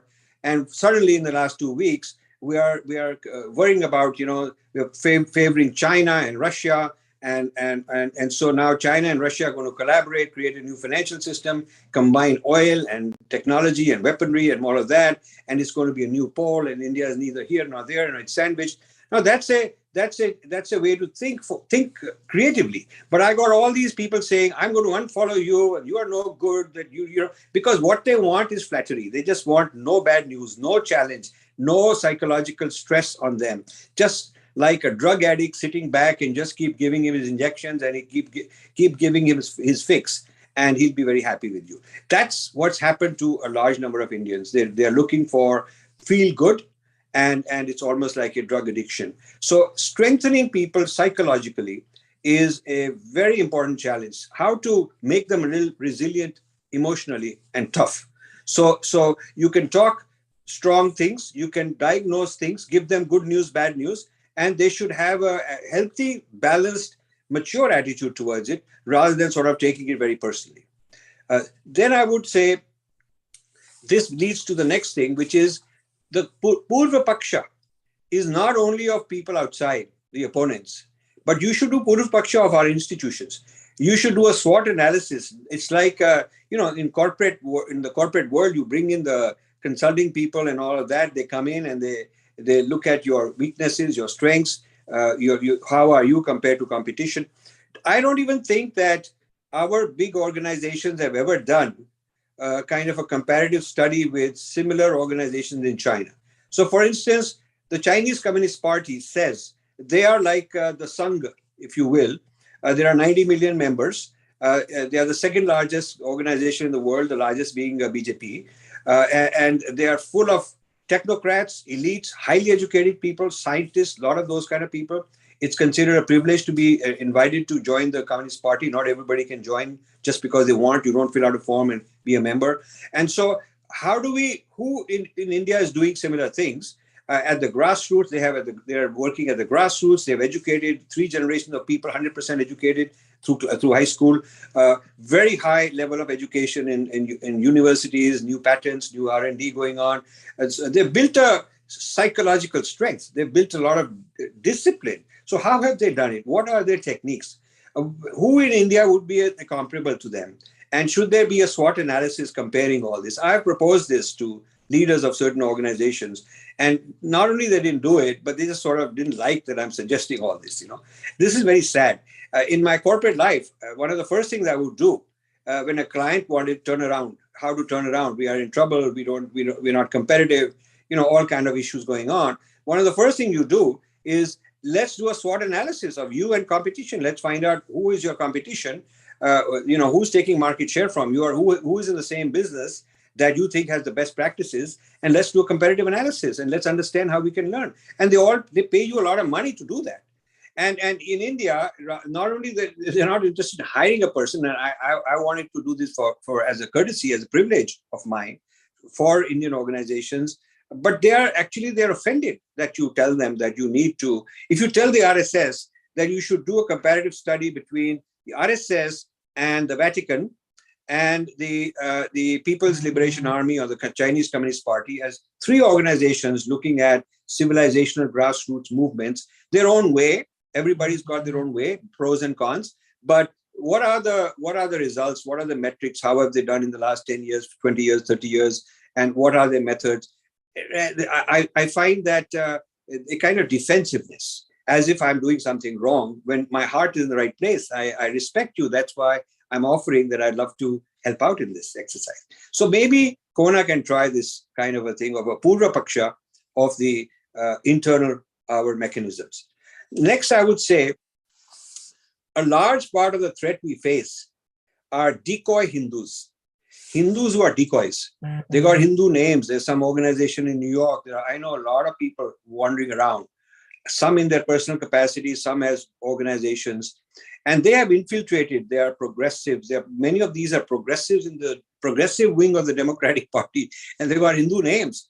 And some of them are on this US Commission on Religious Freedom, but they're only exposing wrong things about Hinduism. So you have these so-called progressive left-wing Hindus, decoys, some of them as Dalits, some of them, promoting minorities. They are very serious breaking India forces. So, it's not only outsiders. It's not only Christian missionaries and Maoist Marxists from the outside and Islamists. You also have Hindu-phobic Hindus that you have to understand. You have Hindu-phobic Hindus or people who masquerade as a Hindu, but they are really Hindu-phobic. It's like subversion from within. That's sometimes the worst kind of subversion because it's difficult to recognize. And these are not just organizations out there and individuals. Some of them are actually infiltrated into our mainstream organizations. And this I don't want to discuss now, but Richa has put a comment, Trojan horses. Absolutely, they are Trojan horses. And one of the big chapters in the next book is one of the largest, most prestigious, big name organizations in the United States, how it's a Trojan horse for the Chinese. And this is big stuff. I will give you all the details. Now, I would love to see some young people get together and create what I would call the Dronacharya Academy. Dronacharya was the guy in the Mahabharata, was a no-nonsense, tough guy, not trying to cuddle people and hug them and say, oh, beta, tum bahut theek ho, like that, but really kind of a kick-ass, tough guy. He ran it like a boot camp, okay? And he said, whether you're a king's son, whether you're a regular guy, it doesn't matter. In my academy, everybody is the same. If I say you get up at this time, this is your job, this is the labor work you have to do, you do it. You sleep like anybody else, you eat like anybody else, no privileges for anybody, no easy life. And if you don't like it, you can get the hell out of here. I kick you out if you don't. I mean, he talked like that. He was a no-nonsense fellow. People say that they want to start training in the name of Bhishma and all that. I think that's not the world today. You need a Dronacharya. You need a tough guy, a tough teacher. Okay, so I would propose an academy with the acronym Diksha, DIKSHA, which stands for Dronacharya Intellectual Kshatriya Hindu Academy. Dronacharya Intellectual Kshatriya Hindu Academy. The acronym is Diksha. So get it and start it. I'd love to come be one of the instructors because I love to do this sort of thing.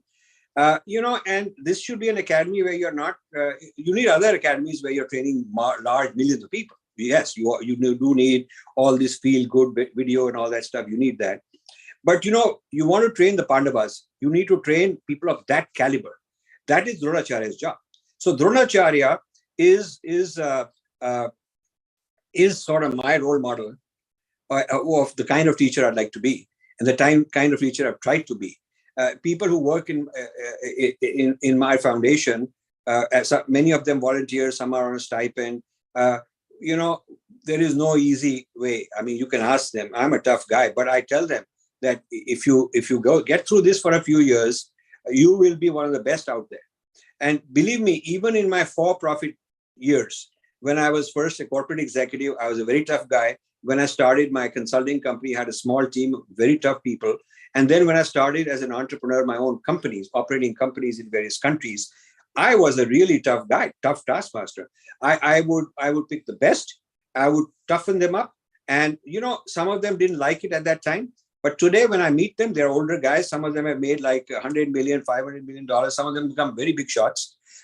When they meet me, they say, I learned things from you that nobody else knew. And it was my edge over other people after I left, because I had learned how to think a certain way, how to be very tenacious, how to be very tough, and never take it easy, never give myself an easy time, keep pushing myself to perfection. So people later on realized that going through a Dronacharya type academy is actually going to be good for them. This would be any good tough cricket coach would do that. Any tough sports coach would do that. Any military academy, which is going to produce really good people, good tough people, like the Navy SEALs in the United States, you ask the stories of what all they have to go through. So we need this academy to create the Pandavas. Otherwise, once in a while, a Pandava will emerge on their own, but we need a system to do that. And so with that, I will close. I have a lot more to say, but I will put it in my next book, which is, I'm not announcing its name, but we are about a month and a half from finishing it off and turning it over to the publisher. This will be a very large book. We are worried it's too large. There are 3 parts. Each is a 200-page book, completely separate idea, separate thing. But then put together, it gives you the whole picture. So while some people say you should break it into a trilogy, I think the problem with the trilogy is that people will read one and not the others, and they will not get the full picture, and they start commenting. My inclination, I'm still not sure, but my inclination is to keep it all together and get it out the door. I am also having brought in a co-author who will be publishing for the first time, has not published before. And so this also serves the purpose of bringing in a pipeline of people who will succeed and take this knowledge further. And then once this book is out, we as a foundation have 3 more books ready. But the publisher says, don't put them all out together. So we'll space it a little bit and get the rest of them out after that during this year. And then we have many more to bring. So that's the story from my side. Thank you very much for bringing me into this. I'm so preoccupied doing all these other things that, but Nikunj is so sincere, and he's been working so hard for this for the last year with his team. And I have to be part of this, Nikunj. And thank you for all that you've done. Thank you, Rajiv Ji, for the kind words. As always, we learn so much from you and your wisdom, and all the books that you have been writing are in the works. The suggestions that you gave are very practical, and I hope that within the participants that joined this weekend, some of them can take on that mantle and become the intellectual Kshatriyas, become the karma yogis, because a few of us can't do it. We all need to come together, and we do have an existential threat as far as the civilizational narrative is concerned. And if we don't take that seriously, we will have certain ramifications. I also want to thank all the participants who had joined from all over the world, people from Australia, the UK, the Middle East, Latin America, of course, in the US and Canada, so many other places, Malaysia, Singapore, I can go on and on. And these are different hours of the day. Sometimes it's like early morning, 3 a.m., 2 a.m., etc., depending on your time zone.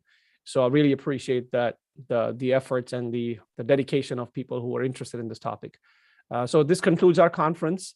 What we will do in terms of next step, we will work with Rajivji's team and to edit the videos and make sure that they're processed properly. And then we will upload them on different venues and channels, and we'll send out emails to all the attendees as well as the registrants who couldn't make it today. If you are interested more in learning about CoHNA, you can go to cohna.org. Please do support us financially, because this is a yajna that we need a lot of funds for. Do come and join us, become members, become volunteers as well. And hope you enjoy the rest of the weekend that is left in North America and the rest of the week.